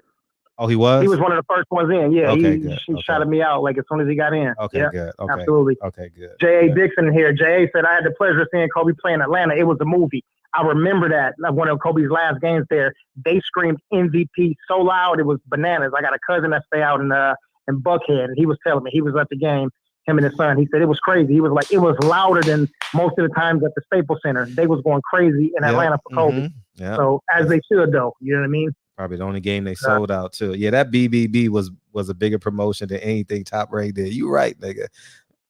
That's right. Yeah. He didn't even Andrew know. Charles had to leave early, so he said, peace, Fred, barbershop. Mm-hmm. Right on, Andrew Charles. Thanks for staying up with us. SSCs are always showing love, brother, man. Danny Garcia's biggest fan, DSFG38 /_outbox. He got the longest name on YouTube. But guess what? Man. Appreciate you for being here. You could have been anywhere in the world, but you chose to be here with us tonight. Here with us. Who else we got? There's about 3 or 4 more. Who else?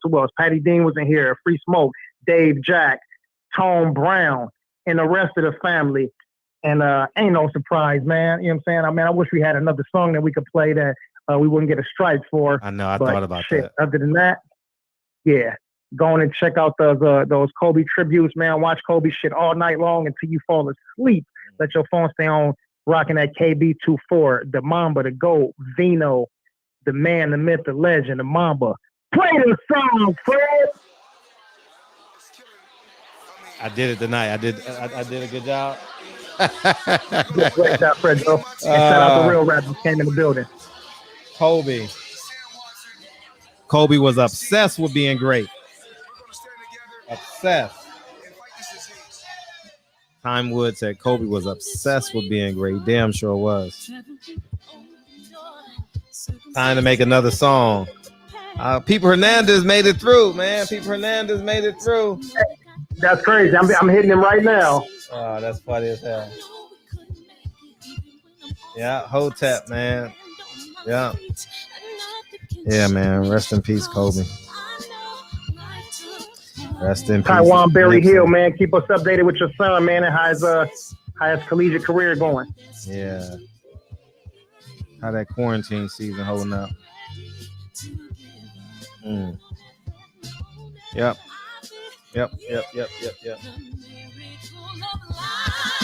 So, nice to play with no rehearsal. Take it personal. Cause the devil is a lie. Hey, good job. Telling you the truth. Hey, it's all in what you do. What you gotta do. Hey. Man. You got C's in school on purpose and by accident, huh? Yeah.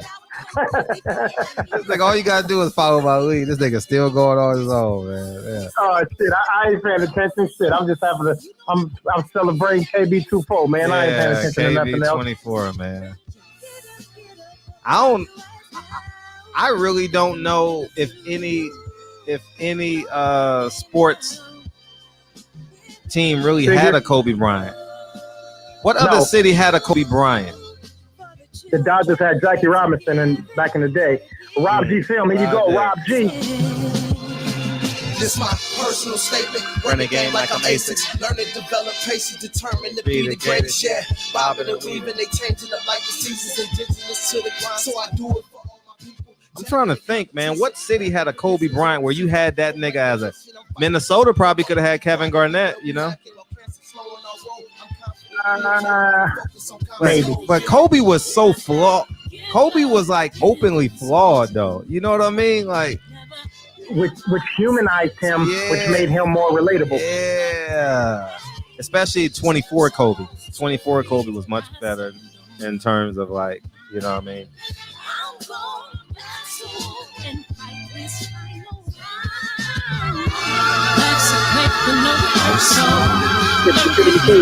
Yeah.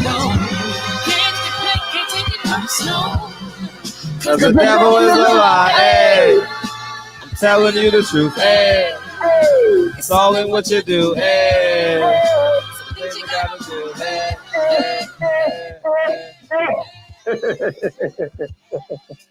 How about King Griffey? The devil is a lie. The devil is a lie. How about King Kobe Griffey is a Jr.? legend. Kobe's a legend. Pedro was the mid-city midget, the bald-headed nut. Hey, how about King Griffey Jr.? Seattle. Nah, Ken Griffey wasn't vocal enough. Yeah, he wasn't vocal enough. He was a great player. Matter of fact, I'm only Dodgers, but outside the Dodgers, he was one of the players that I liked. But nah, he not. But he did have that number 24 though. He sure did. Sure did. He had a sweet ass swing too, man. You know, if Darryl Strawberry could have hung on, he could have been that. You know, he was very vulnerable and shit like that. I love y'all, nigga. Love you, DB. We'll be back tomorrow. Hey, we'll be back there. Yeah, I'm about to go on this run right now. Appreciate you. Yeah. Give me some oxygen. Be safe out there. All right, for sure. All right, I see y'all tomorrow, man. Barbershop Conversations, man. We'll be back tomorrow, 9 o'clock Pacific Standard Time. Hang up the phone, nigga. Peace.